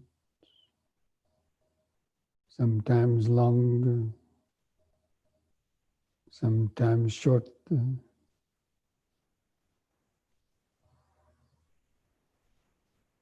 Sometimes you feel it more in the abdomen, sometimes you feel it more in the rib cage or chest. It's always changing. That's it, impermanent. The process of constantly changing.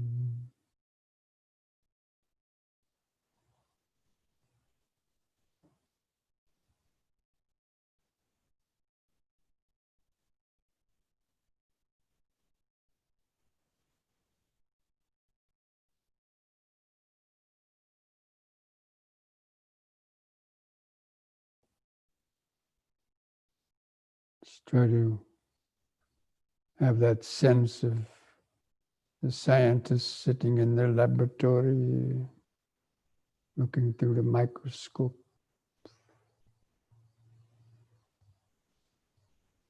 Laboratory is this body,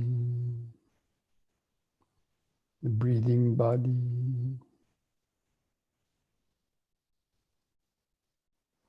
The microscope is the eye of mindfulness and concentration.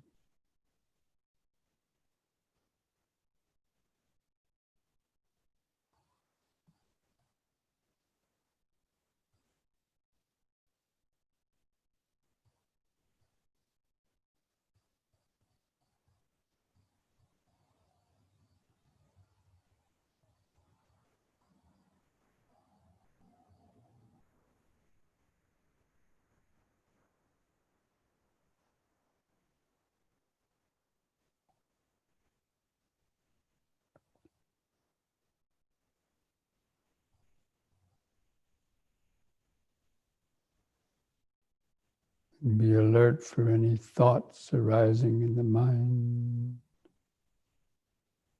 or any of the hindrances, sleepiness.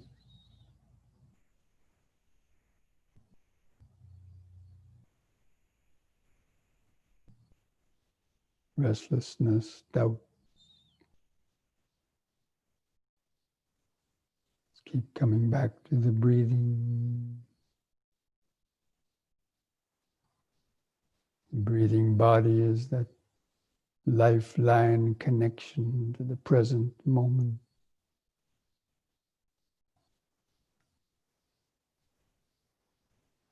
Which is the concentration.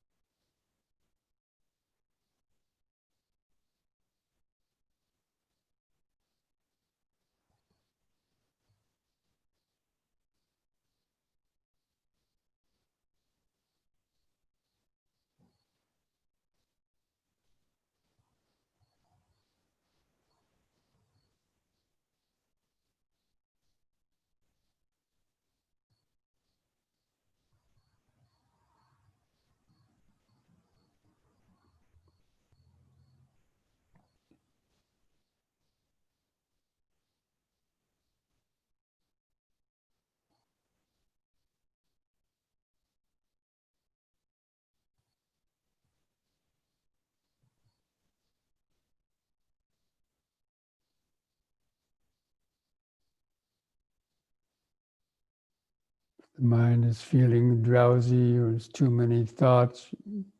Come back to take a few deep, slow breaths to help stay alert and grounded in the body.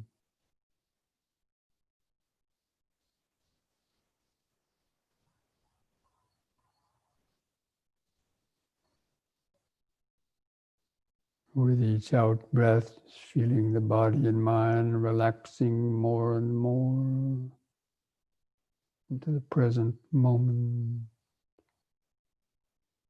Feeling subtler sensation.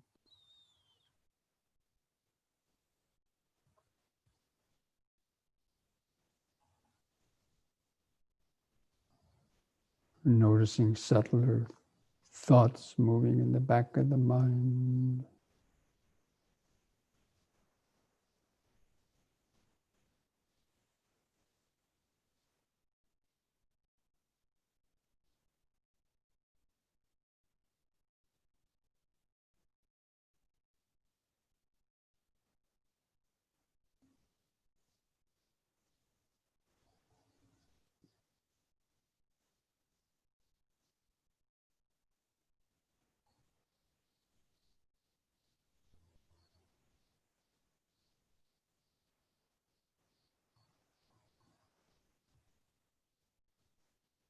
So at this point, you could either just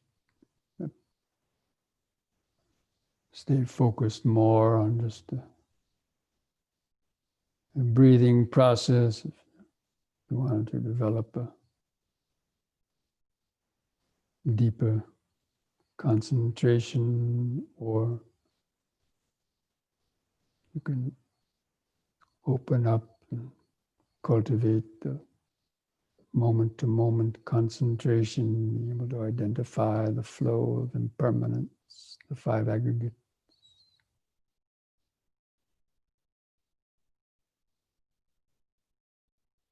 Especially pay attention to the unpleasant sensations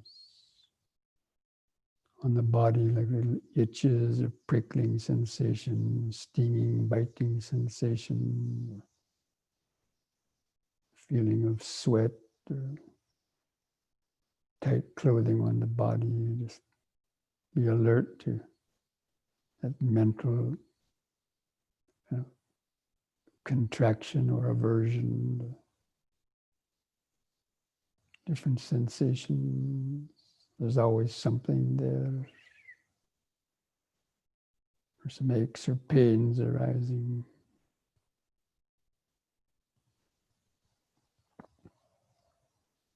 Or even some unpleasant mental sensation.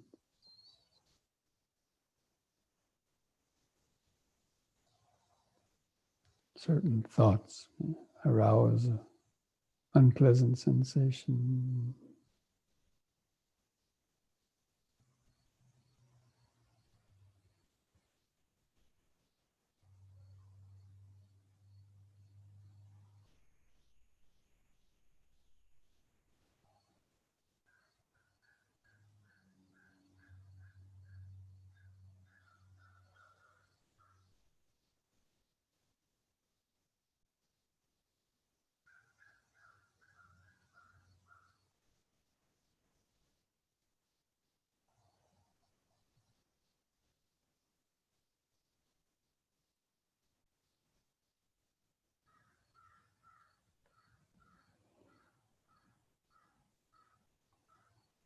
Also be alert if any pleasant sensations arise.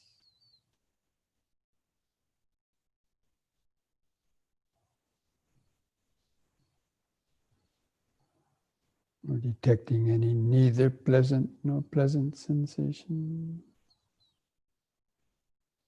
Neither pleasant or painful sensation. Neutral sensation.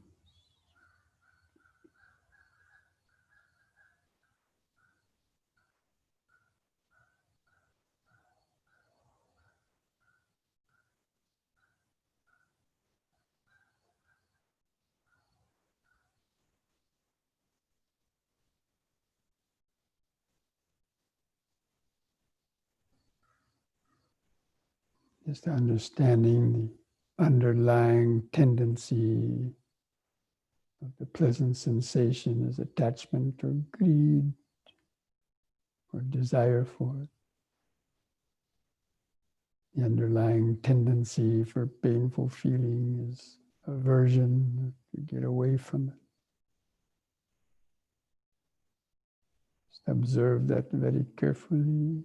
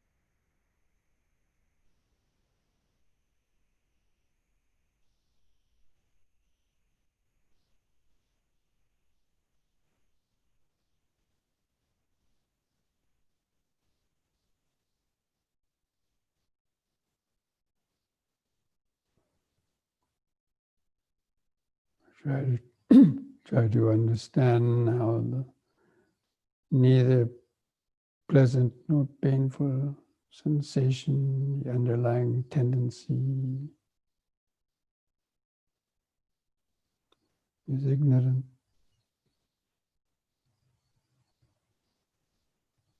complacency.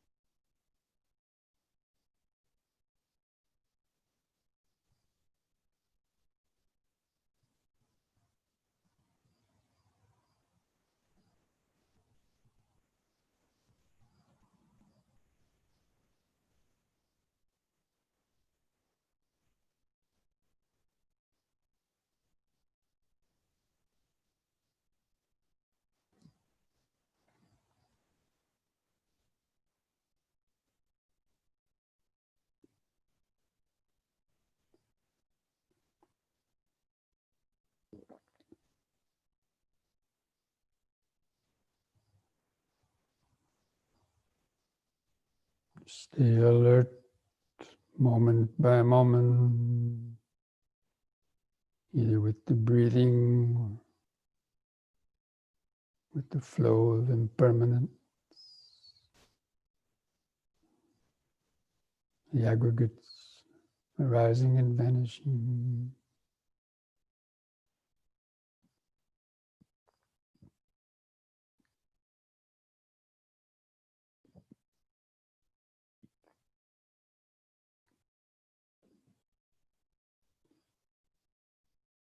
Seeing this whole body-mind process is being powered by the conditioning of the past,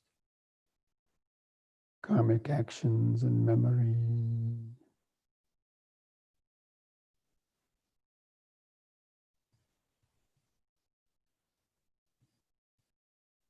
5 aggregate nama rupa process.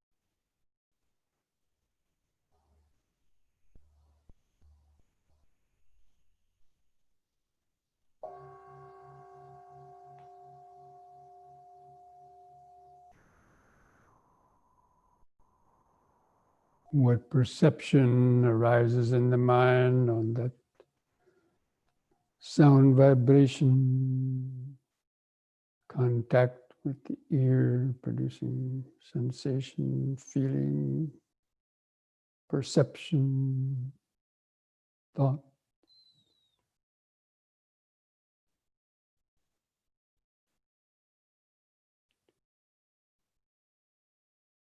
Sambe sankhara anicchati yada panyaya pasati atani bindati dukhi esamaggo visuddhya. Sabbe sankhara dukkati yada panyaya pasati atani bindati dukhi esamaggo visuddhya. Sabbe Dhamma anattati yada panyaya pasati atani bindati dukhi esamaggo visuddhya.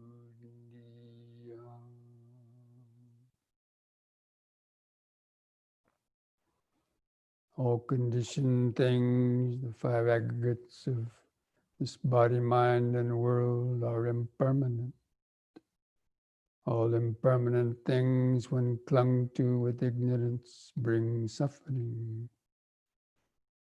And all Dhammas, the conditioned as well as the unconditioned awareness, are without any owner or controller. They are not self.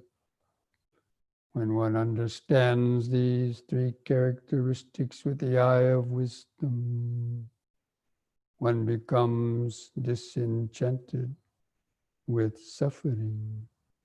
This is the path to purity, to freedom. And thus spoke the Buddha.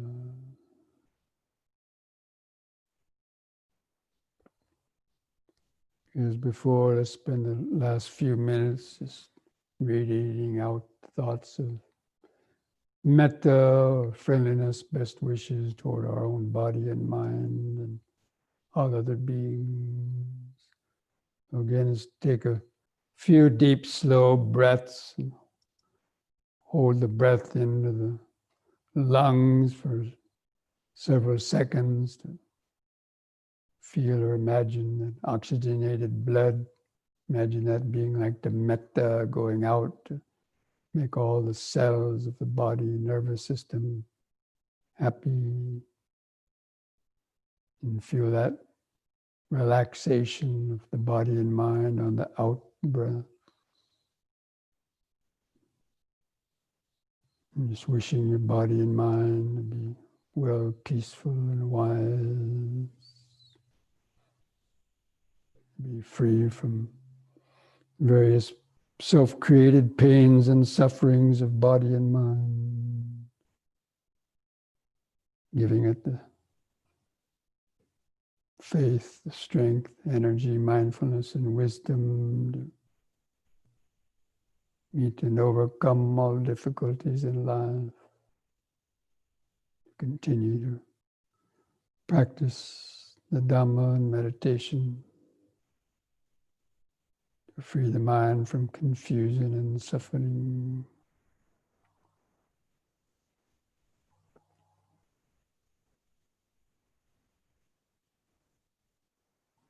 And gradually, on the next out breath, just imagine this kind of energy of the body, those feelings of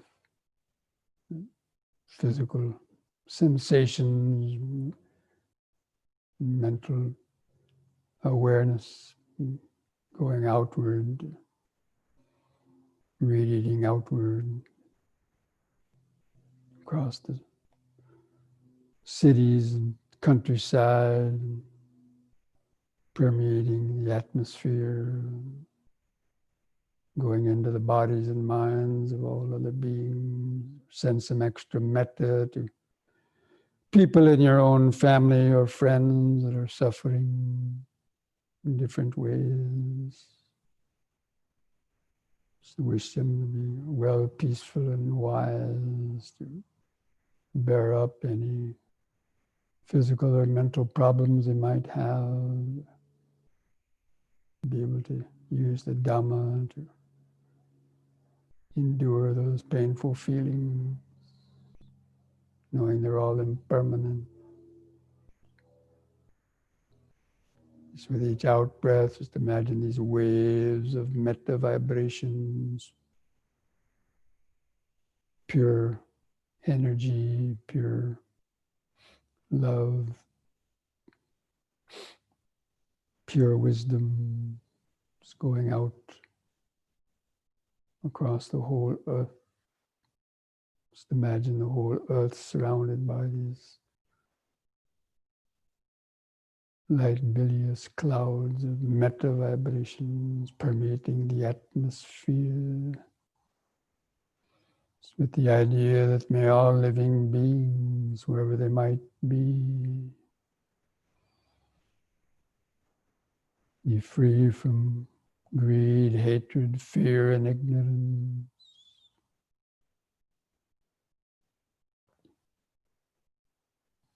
Be well and peaceful and wise. May all beings have the patience, energy, mindfulness, and wisdom to meet and overcome all difficulties in life. May all beings be able to live peacefully and harmoniously together, understanding the ultimate interconnectedness and interdependence of all things. May all beings be well, peaceful, and wise. Just like a mantra reverberating throughout space. Well, peaceful, and wise.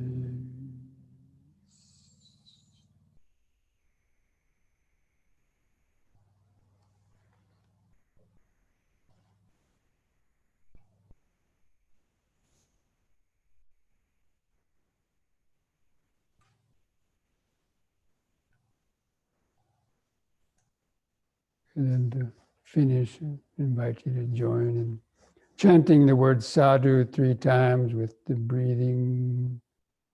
Just take a deep, slow breath.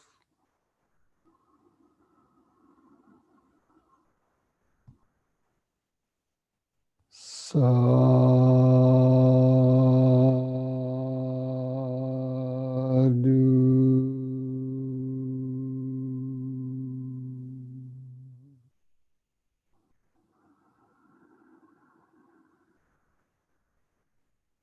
Sadhu.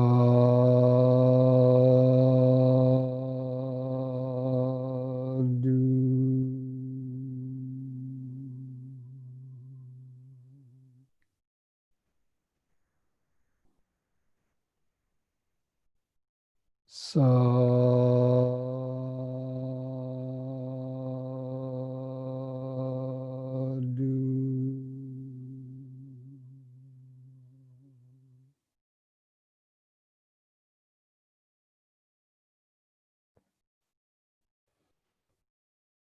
And place your hands at the edge of the knees. And on the next in breath, straightening up the spine, stretch the head back and arch the lower spine, pulling the hands against the knees. Help arch back a little more. Hold that. Feel the sensation. Then lift the head up and breathe in. And on an out breath, press the chin to the top of the chest to stretch the neck vertebrae.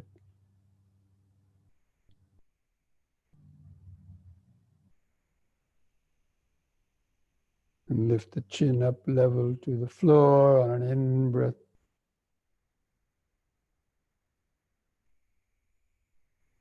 And relax on the out breath. Just put a smile on your face.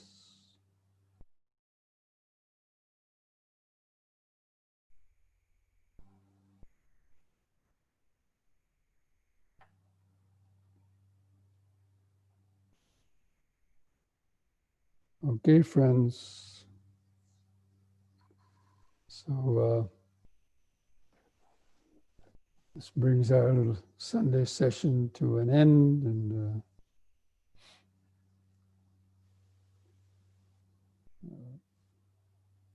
there's we use the saying, mindfulness a day keeps dukkha away. And I came up with another, I was talking with somebody and came up with another phrase, a sutta a day keeps delusion away. Mm-hmm. Okay? So mindfulness and a sutta a day helps keep dukkha away. Okay? Okay, sounds great. I wish you all the best this next week, and if you want to tune in on Wednesday, or if it's too late for you, you can hear the recording. Thank you, Bhante. Thank you, Suttas that Bhante. Thank you. talk about the benefit of learning the Dhamma, memorizing the Dhamma. Thank you. Thank you. Okay? Thank you, Bhante. Thank you, Bhante. Thank All the best. Namo you. Buddhaya. Thank All the you. best, Bhante. Nicht bisschen, bitte. Ja, bist dann, bitte. Gute Nacht. Gute Nacht. Thank you, Bhante. Thank you, Bhante. This was an excellent session. Well, that's because you were listening. You were giving ear. Some people could, be hearing words, but not really, hearing in terms of like hearing what is said, except words, Anyway, try to keep applying that in your daily life, and we'll meet again. Thank you. Okay. Thank you so much. Thank you, Bhante. Thank you. Thank you, Bhante.